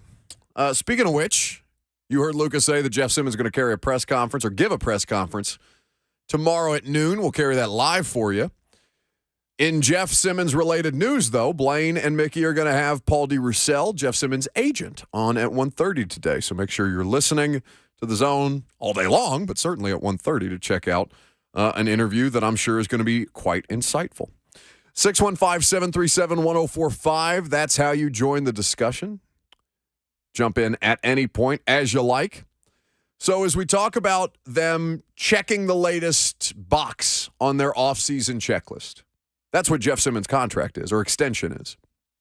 I don't know why I keep saying contract over extension. It's just a hard thing for me to grasp for some reason. But an extension, not a new contract. Jeff was, for many of you as Titans fans, priority number one. However you want to stack it, they made the obvious cuts. They have trimmed the salary cap fat as best they can. They have extended Jeff, not only keeping him under contract for the next 4 years in theory, but also at the same time being able to lower his cap hit, give yourself more financial flexibility to potentially dip back in on a couple of other positions of need. So they've checked all these boxes thus far, and really has there been a misstep that Rand Carthon, I don't even know that he's had the opportunity. 3 months is not long enough for him necessarily to make a mistake that we've talked about. But has there been a screw-up by Rand Carthon yet since becoming Titans GM? I can't think of one off the top of my head. Well, we have talked about letting Josh Dobbs walk and not having that contingency plan at backup quarterback. I think not having, well, I almost want to grade that one incomplete. Just because I don't know what their contingency plan at backup quarterback is. All I know that the results that I currently have are that Josh Dobbs is a Cleveland Brown and Malik Willis is still on the roster, and I have no interest in seeing Malik Willis play anymore. For the most part, it sounds like they largely don't either. So no singular move has stuck out in that way, but there also hasn't been a lot of time. No, I've got one. Kevin Byard. Approaching Byard for a pay cut? Yeah. That's not the guy that you go to. I thought that was a legitimate misstep by somebody who, I'm sure there are other people, like he's not doing this independently, Rand Carthon is. But I'd say if I had to be critical of any decision that they've made thus far that he is overseeing and primarily responsible for, I would say approaching Kevin Byard, heart and soul of your defense, even if he's a safety that counts against the books for $19 million this year, going to Kevin Byard about a pay cut that he was not interested in taking, I would consider that to be a misstep. If it goes wrong and Kevin Byard, for some reason, in some way, shape, or form, ends up not on this roster in 2023, that would have been a mistake. But beyond that, I don't think there's really been a ton of opportunity for him to screw up. So now we approach the most critical part of this, which is the draft. And the question becomes, all right, definitively, do we know a single thing? And it's a question I'd ask you, given that a lot of you listen to these press conferences or see the clips that are tweeted out from owners' meetings or combine or Senior Bowl, whatever the case may be, on your social media. A lot of you guys watch press conferences in their entirety, to which I say to you, God help you if you're not paid to do that the way that the rest of us are. That's a different kind of obsession that I both fear and respect, but I'm grateful for because you keep me in business. So in looking back at some of the comments, what do we know that the Titans have said definitively about their approach to this draft process?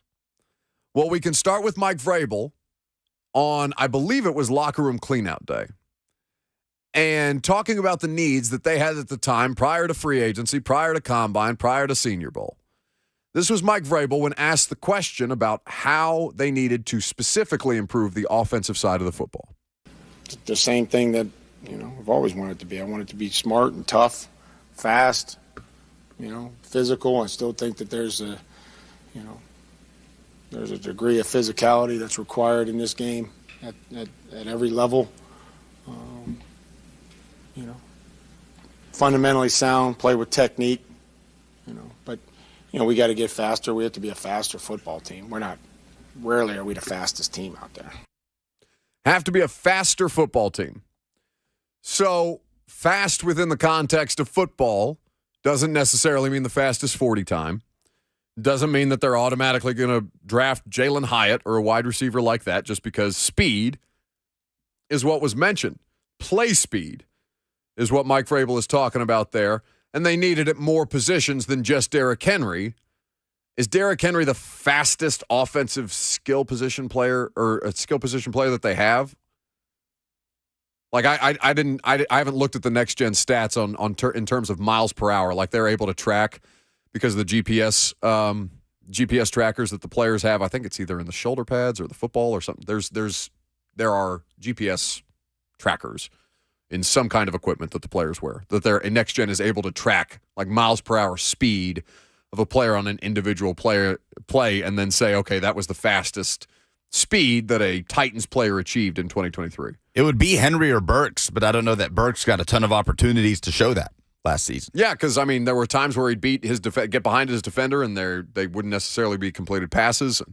I'd have to go back and look at that specifically. But Derrick is who you most associate, I think, with this team's speed, and Derrick, when last we saw him, was getting caught from behind more often than at any other point in Derrick Henry's career. So they need legitimate play speed to go along with the physicality, the toughness that, as Mike Vrabel says, there's a degree of that is required to succeed at any level in this sport. So there's the speed element. Then there's the idea of their wide receivers. And looking at the Titans and the wide receiver room that they currently have, understanding that right now the only thing that they've done to change that is release Robert Woods and bring back NWI, but there's still a substantive need at that position.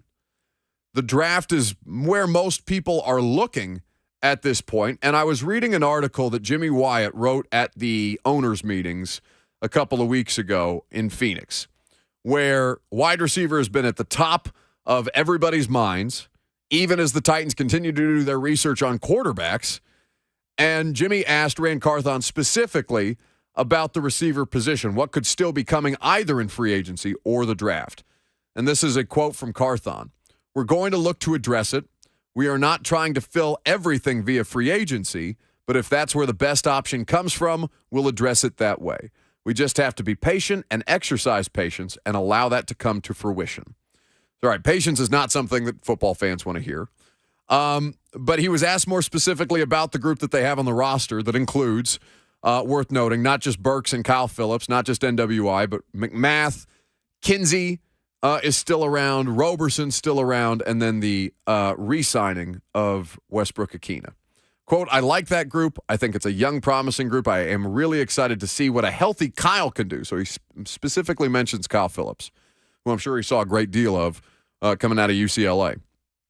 I think he put some really impressive snaps together in the slot, to which I would add parenthetically, I don't think he played enough to put together some really impressive snaps in the slot, but, our opinions can differ there. I think Treylon's best ball is ahead of him, and I am also excited to see what a healthy Nick can do. He played the majority. All right, so this is interesting. Did you I don't remember NWI being talked about as hurt last year. But Carthon specifically in this article brings up he played the majority of the year on that knee injury, and just a testament to his toughness, his grit, he finished it out.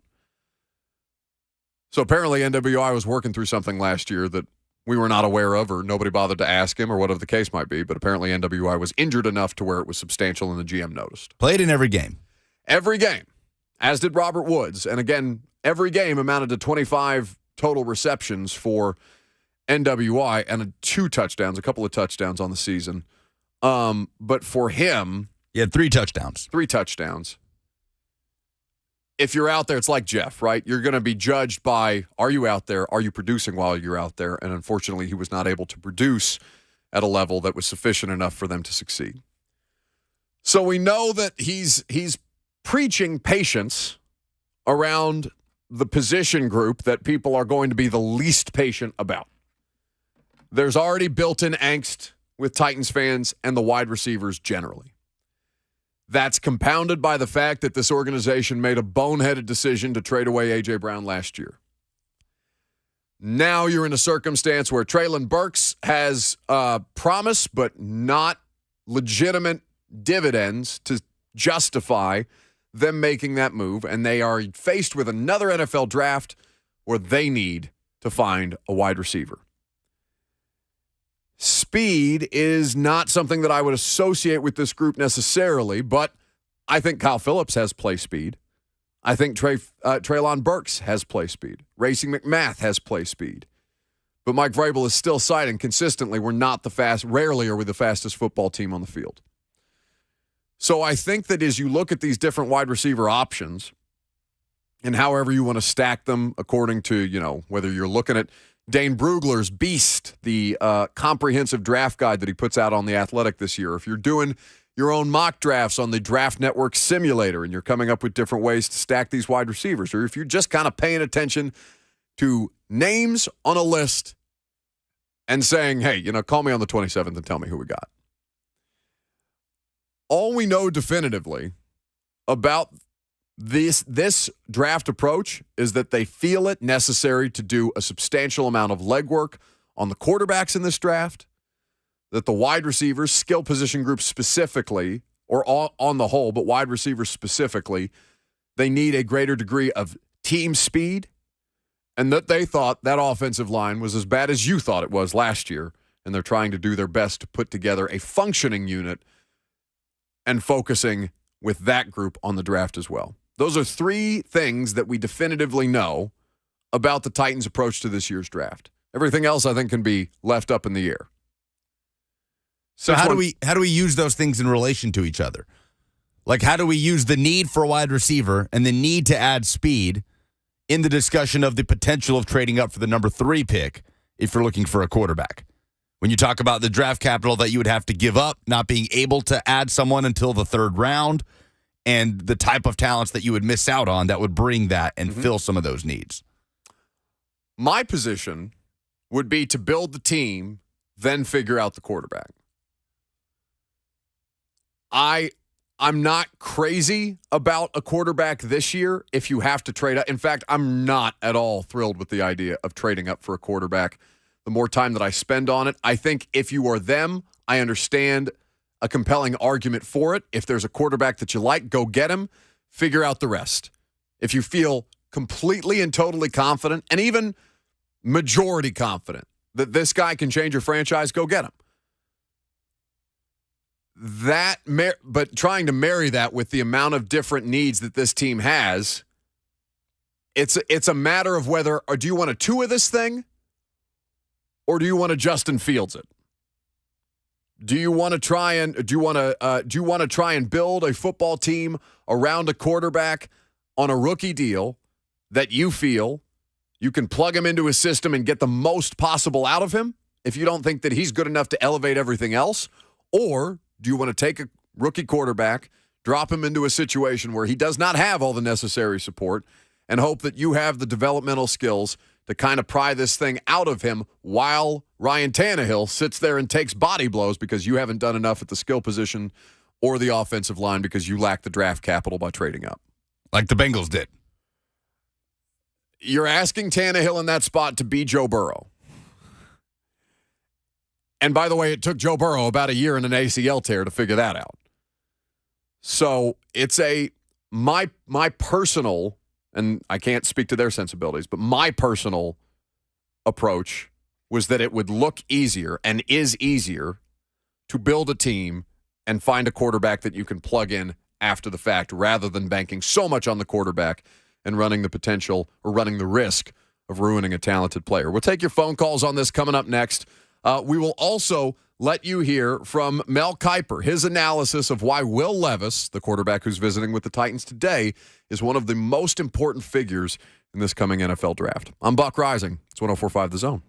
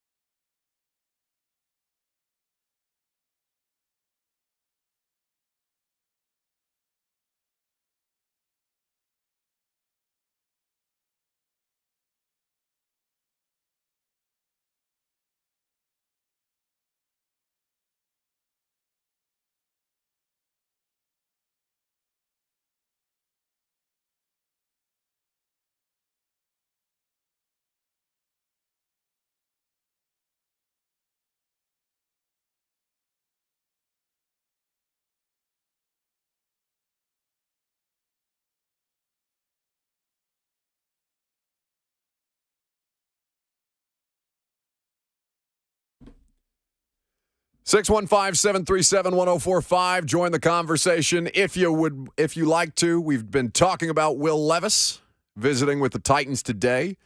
Reminder, Jeff Simmons' press conference on the heels of announcing his new extension this morning. Going to carry Jeff's press conference for you live on the radio show. Noon tomorrow is when that will take place. To the phones quickly, and then I'm going to tell you why I think it would be a mistake to draft a quarterback at 11 if one was to fall to the Titans. Let's go to Ricky in Smyrna. Hey, Ricky. How's it going, Buck? Good, buddy. I got a question about Josh Dobbs. Okay. Do we know that he wants to be a starting quarterback in the NFL? Because he took a job with the Cleveland Browns to be back up to a guy that got a guaranteed salary. So if he wanted to be a starter, why would he go to the Cleveland Browns? Well, the league is not offering him starting quarterback money. He just recently, after being drafted in the league, 2017, Lucas, he's been in the league for quite some time at this point. The sample size that we saw of him with the Titans, Ricky, was not indicative of a starting quarterback. Like, he's not going to get a starting quarterback contract off that. Is that what you're alleging that he should have?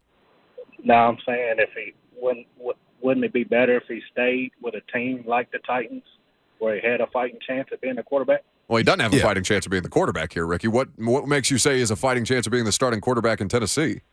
If Tannehill's contract is coming up and that's a battle that he could possibly win with somebody that's on the last part of their contract compared to Deshaun Watson that has a guaranteed contract. Okay. So I guess that's a fair question. He's not someone who the league regards as a starting NFL quarterback, and putting him in competition with Ryan Tannehill, he doesn't need to be necessarily in competition with Ryan Tannehill because there's no guarantee that Ryan Tannehill is going to be here beyond 2023. In theory, if they wanted to do that, they could just bring him back after Tannehill's contract expires. So, I guess at some point that could happen. But, yeah, I mean, I think Josh Dobbs at this point is just trying to sustain an NFL career. It's more Chase Daniel than it is, hey, let me go out here and try and Jimmy Garoppolo this thing. Geno Smith would be the example, right?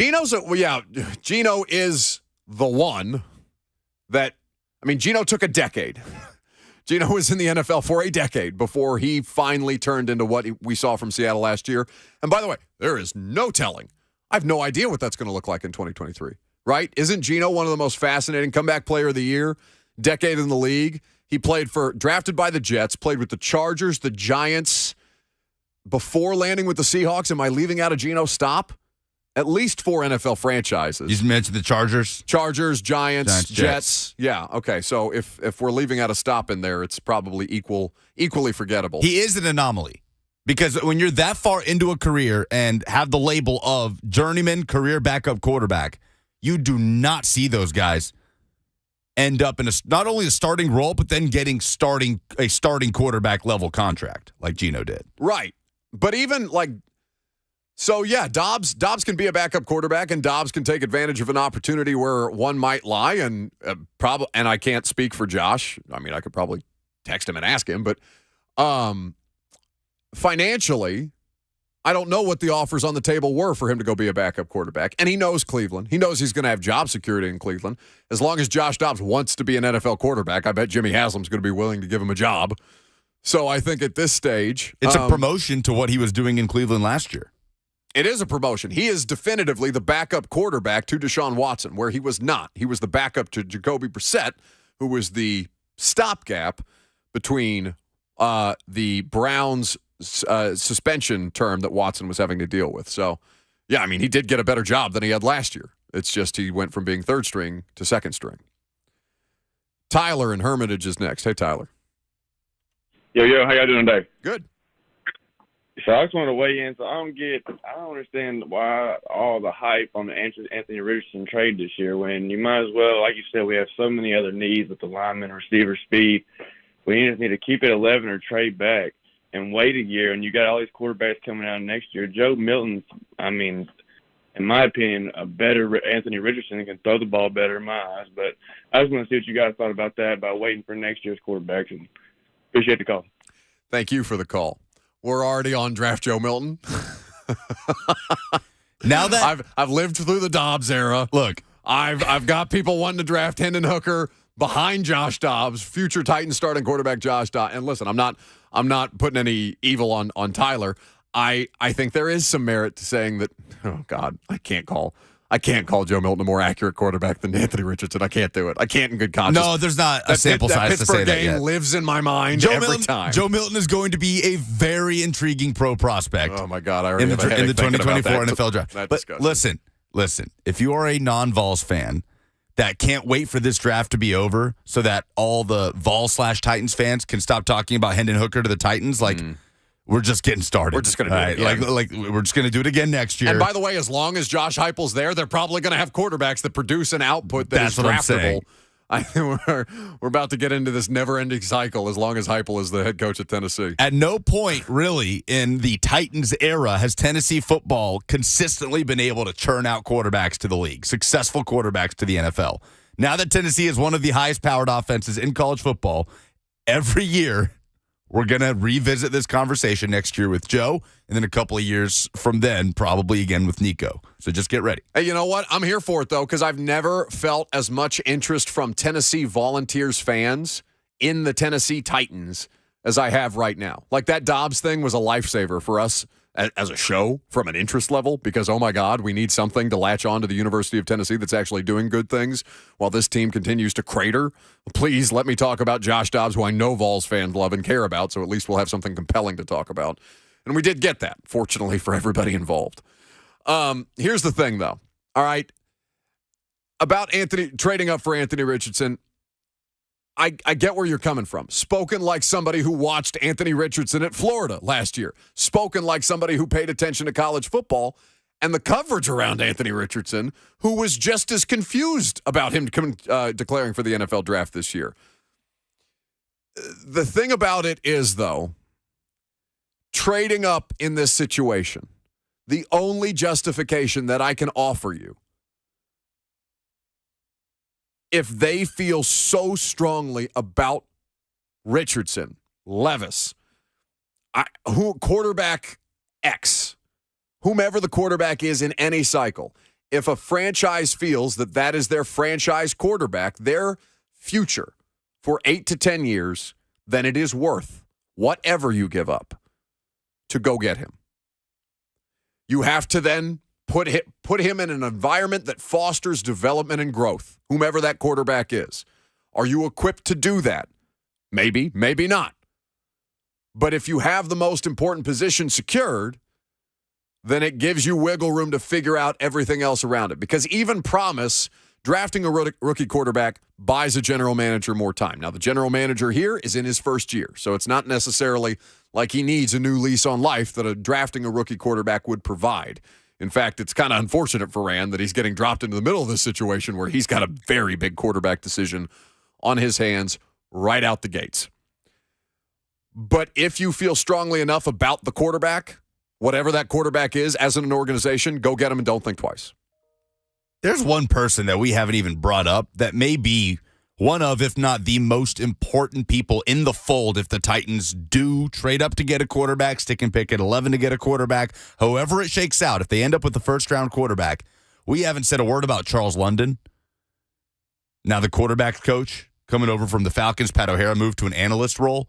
When you talk about being put in the right developmental situation, whether that's Pat Mahomes sitting behind Alex Smith and obviously already potent Chiefs offense, a playoff caliber team, and then Josh Allen, who is that outlier that we always use when talking about a Will Levis or an Anthony Richardson. Oh, but look how it worked with Josh Allen. He did land with Brian Daboll, who's done really good things with Daniel Jones and got him paid. Brian Daboll got himself a head coaching job with what he did with Josh Allen. Mm-hmm. Considered one of the better QB developers in the league right now. Charles London, who is in his first year as the quarterback's coach of the Titans, then becomes one of the most important people in that franchise if the Titans end up taking a quarterback in the first round. Yep, exactly right.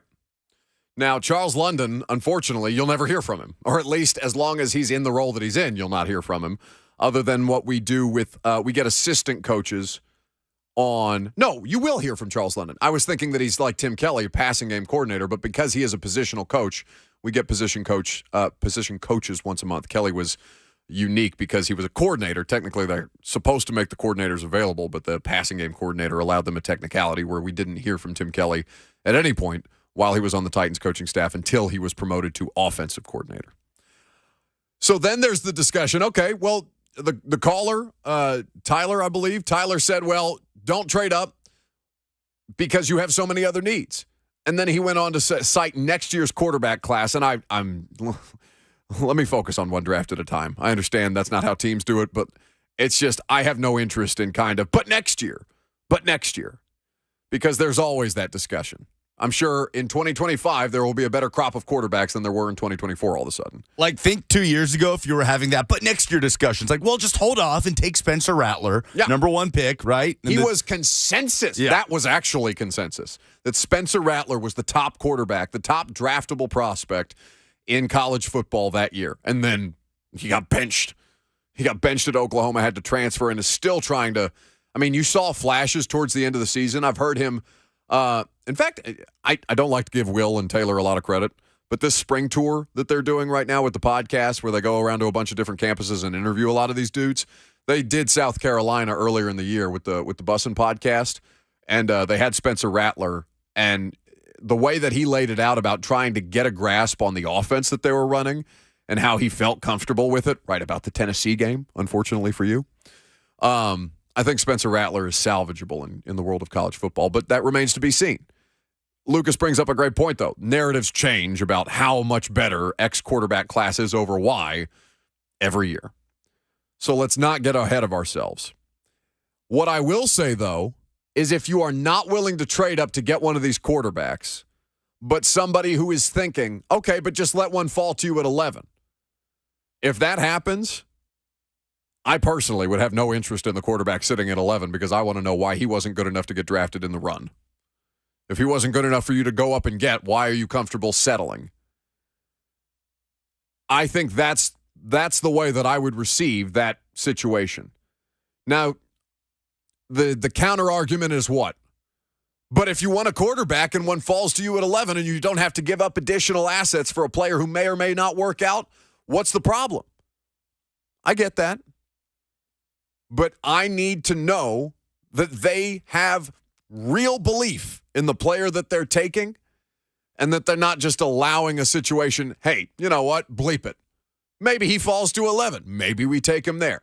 If it's the quarterback that you want, if it's a quarterback that you seek in this draft, then you have to be prepared to go up and get them, not just settle to whatever falls to you later on, 7 or 8 picks later.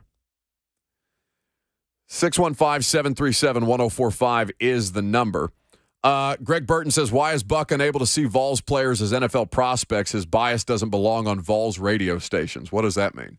I don't know, but I adore you reading that comment while wearing a Tennessee pullover. I'm literally wearing a Tennessee Vols pullover power right tee now. on your chest. It's literally right over my heart. Greg is watching on Facebook Live. Greg, you can see me. I'm wearing a Get this Tennessee hater off the airwaves. You remember yesterday we were talking a little bit about which internet fan base is more toxic, Vols or Titans? It's not a discussion. I don't think we talked about it, but we didn't talk about it because there's nothing to talk about. That comment is emblematic of everything right there. Greg, open your damn eyes. You are looking at me wearing a power tee today. I didn't even go there. I went to Indiana. I'm talking about Hendon Hooker getting drafted in the first round because I said Anthony Richardson isn't as accurate or isn't less accurate than Joe Milton, who I saw literally leave 3 touchdowns on the table in a Pitt game that he got hurt. Yeah, okay, that was 2 years ago. Get the bleep out of here, Greg. Out of here. That or go see an eye doctor. It's perfect. The comedic timing on that. As far as the analysis, though, of Will Levis, just because he's visiting here today, I want you to hear from Mel Kiper. I don't think there's been a stand. Maybe Lance Zierlein has been caping up for Will Levis as hard as Mel has this draft cycle, but nobody with the platform, nobody of the scale of Mel Kiper, the godfather of the mock draft and of this whole process, this whole time of year. Listen to Mel on SportsCenter talking about why Will Levis is one of the most central figures in this year's draft. Give me the single biggest storyline outside, of course, which quarterback is going to go at number one that you're hearing about going into this draft. What's the biggest intrigue? Hannah B. John Robinson, running back, Texas. That's one, but Will Levis is mine. Will Levis is one of my favorite quarterbacks in this draft. He's number 2 in terms of quarterbacks for me, behind Bryce Young. Will Levis had a tremendous 2021 season. He was beat up all year. Does he slide? Does he go to Indy at 4 like I think is really possible? If he doesn't go to Indy at 4 to the Colts and he starts sliding, who trades up to get him? We saw Josh Allen, my number 1 player that year, drop to 7. Buffalo traded from 12 to 7 to get him. Justin Fields had a high grade on him. He slid down to an 11. The Bears traded up from 20 to 11 to get him. So I think that you could look at some activity for Will Levis. If he gets past 4 and gets down to that 7, 8, 9, 10 area, somebody like Minnesota, Baltimore, somebody will go up and get him. And maybe a team that can afford to sit him for a year while he develops. So who knows what's going to happen there. Somebody like Minnesota, somebody like Baltimore will go up and get him. So that provides a complication for the Titans, too, who are sitting at 11, right? Mel said 7, 8, 9, 10. And there's just one pick there that was left out of the discussion that might explore the quarterback option. Now, Mel brought up Baltimore. Robert, would you be pissed if the Ravens ended up with Will Levis? Hypothetically, Yes, you would. Yes, you would, because that would that not likely mean that, or maybe Lamar Jackson would be there in a situation where they were to draft Will Levis. I mean, look what happened with Jordan Love, right? Like, they drafted a replacement for him, and he didn't see the field. So, like, hypothetically, I would be upset because they've pushed all their chips to the center of the table for this year. You go out and sign Odell. None of their moves say, oh, we're planning for the future. No, all their moves say we're trying to be competitive right now. So if they took their only premier pick, because their next pick doesn't come until, I believe, 86, because they traded that second-round pick for Roquan. If they use their one premium pick on a person that's not going to impact what happens on the football field, I would be upset. Now, I do believe in the organization and the general manager to have a plan, but that would not match what your actions are saying. That action would tell me, okay, we're kind of preparing for life after Lamar, when I don't think that's been the indication at all this offseason. Every move that they have made have been to either prolong this window or extend of how large the window is this year. Does that make sense? Yeah, no, it does. I'd be pissed. Sign somebody who can help us right now. Why couldn't you just say that? You could have saved us 30 seconds there. But no, yeah, I mean that either signifies moving on from Lamar Jackson sooner than later. Right. So I think Ravens fans, it would be tough for Ravens fans to buy into that pick. They got Lamar back and then drafted Levis. Send him off, man. Trade him somewhere else. By the way, can we appreciate just how good of an auctioneer Mel Kiper would be? Why do you want to listen?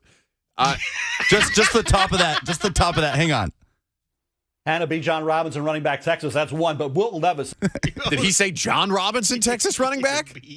Hannah B. John Robinson, running back, Texas. That's one. Hannah B. John Robinson, Texas. That's one. He would be a fantastic auctioneer. I have 15 on the corner. 15 on the corner. So Mel, 17 and a half. Mel does a weekend radio show for ESPN with Dari Noka of the SEC Network, and Mel used to have me on every Saturday before the Titans playoff games that year that they went to the 2019 run. So I filled it, but this was before I had the radio show. It's the first day that I'd ever hosted on the Zone by myself. It was a terrible decision to let me in here unsupervised, but I hit up Mel. I'm like, okay, if I'm gonna do this sports talk radio thing for the first time, I'm gonna try to come out with a bang. It's a draft season. It was like a month before the draft, so I hit up Mel. I was like, Mel, come on. He melted my face off for 20 minutes talking at that speed about every prospect that we threw at him. It was insane. Mel's never been on the radio show. Mel has been on the radio show. Well, he has not. He was on the Midday 180 because I was filling in for Midday 180. Oh, that's what you're talking about. It was like President's Day or something okay, like that. I thought you were talking about when this show first started. No. I wanted to look like I knew what I was talking about. So I got Caleb Plant, the boxer, and I got Mel Kiper because Mel owed me one. Well, he didn't really, because he used to put me on ESPN National Radio. Yeah, what happened? Was everybody else busy? Yeah. Like, was Tehran busy? All the good Titans reporters were busy? I hope you get Will Levis. Go to break. I'm going to take that as a drop. Yeah.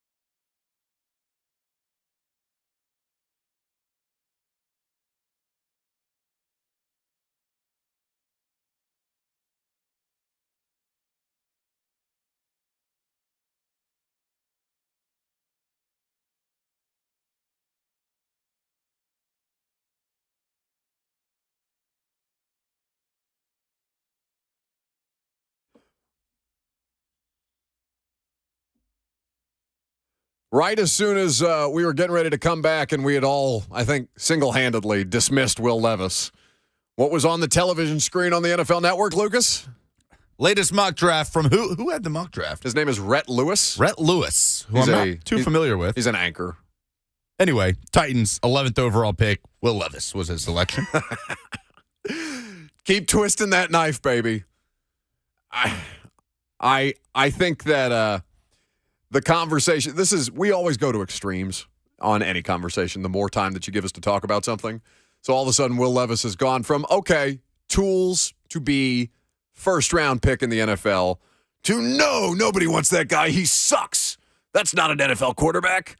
It's gone completely the opposite, where if he ends up, I told Robert this during the commercial break, if he ends up being mobile Jay Cutler, he's a success. Yeah, but how many fans look at a quarterback in the draft and say, I want a mobile Jay Cutler? Tough. You're right. I'm here to tell you. Well, I don't want to. I almost got into dangerous territory saying things like Santa isn't real and Jay Cutler is the closest thing to it. I should probably not be doing that. Well, now, as you do it. Yeah, I did. But your whole thing is, if you're trying to appease fans by saying, what are you so mad about? He's like a mobile Jay Cutler. They're saying, well, I don't want a mobile Jay Cutler. No, but you've made the mistake of thinking that I'm trying to appease anybody at this stage. I'm trying to tell you, mobile Jay Cutler is a win. In the NFL draft, I'm not saying for your franchise. I'm not saying you win Super Bowls. I'm saying in the draft, kids, that's a win. Andy Dalton is a win. Joe Flacco is a win. Ryan Tannehill, that's a win. These are successful NFL quarterbacks. Flacco, I know Flacco won a Super Bowl, but for the most part, every other, outside of the anomaly that was the Flacco run where it's Joe Montana and Joe Flacco, most touchdowns without an interception in a postseason run, 11-0. Like, that did happen. That's a thing. Joe Flacco exists that way. But all these dudes who you hate and who you get frustrated with because your quarterback gets hurt and they have to go play, those guys are successes in the NFL. Yeah, Josh Allen is about to start getting hit over the head with doesn't win enough, doesn't win the big game. He's about to start getting the Lamar Jackson treatment. We are very, very close to that. Josh Allen, the thing that everybody wants in the sport, and that Buffalo just somehow miraculously came up with and found him out of Wyoming. Well, I don't understand why people go through this every year and still cannot get a grasp on quarterbacks who even last, not even are even considered great, but who last are considered successful NFL draft picks, where so many first rounders simply don't hit. So yeah, I have no interest in appeasing anybody. I'm just here to tell you, prepare yourself mentally for that, because that's how this thing works. Polls, please.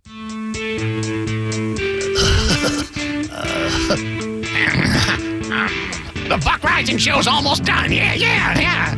We have come to this portion of the program where we update the poll. Yeah. Settle down, Beavis. Go ahead, update them, Buck. Buck. We're gonna score. Hey, Buck. Buck doesn't update the polls, dummy. You're stupid. Yeah. Time for a poll update. Hey, how's it going, man? You said poll. Yeah. Lucas Panzica. Yeah, are you threatening me? I am the great Cornpolio.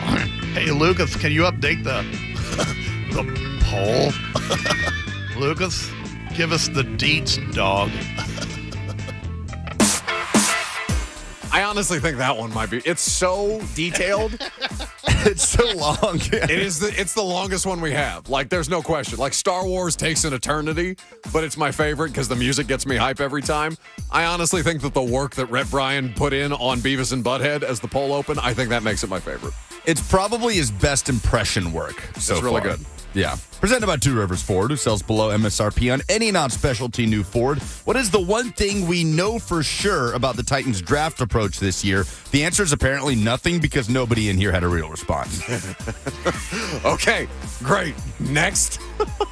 Kenneth does say the positions we think they need are the same ones the Titans think they need based on top 30 visits: quarterback, wide receiver, offensive line. So nobody knows anything about anything. Excellent. Well, it may just say, oh no, over the weekend. Several submissions for the Titans visiting with Will Levis. I mean, listen, guys, like you just got to get over this. A visit is not that deep. But pay attention to the quarterbacks because that's who they keep sniffing around at this stage. I will say, though, that the thing that made me say, oh, no, more than anything, not just the knockout by Adesanya on Pereira, but the way that he just ruthlessly mocked his children, Pereira's children, after collapsing their dad in a pile of himself. What's the better scenario if the Titans take a quarterback in the first round? Trading up for your guy or just get whoever falls to 11? 53% say just trade up for him. 47% say stick and pick. Go get him. If you want him, go get him. Don't play this game where you're like, passive quarterback drafting. No, this your job security is directly tied to this person. If you feel passionate about it, go get them. What does Odell's deal say about Lamar's future? Jason says Lamar is getting paid. Ooh. I don't know that Lamar is getting paid. I think it means Lamar is probably signing his tender more than anything, or at least that's what the reporting of Rap Sheet seems to have borne out. Betting on himself again? Is that where we're headed? It certainly seems like that. If you're Lamar, I'd do that over signing any kind of over conceding on like a 3-year. What do you remember what the number was that was reported by Fowler? Was it Jeremy Fowler initially that the Ravens offered him? I don't remember the years. I remember 175 guaranteed, which would be the second most guaranteed money in NFL history. He can get hurt at any time, which would be calamitous, and I hate to risk it all with somebody else's health. But so don't say it. If I'm Lamar, I'm absolutely betting on myself because he plays the most important position. He plays the position that gets paid the most. And frankly, he deserves the money. Those polls? Those polls. Excellent. It's going to do it for us today. Robert and Lucas, appreciate their help. As always, you can catch Bert and I tonight on Prime Time radio show. We will carry the Jeff Simmons press conference tomorrow at noon. So make sure you're listening and stay tuned because Blaine and Mickey have his agent coming up at 1:30 and really next.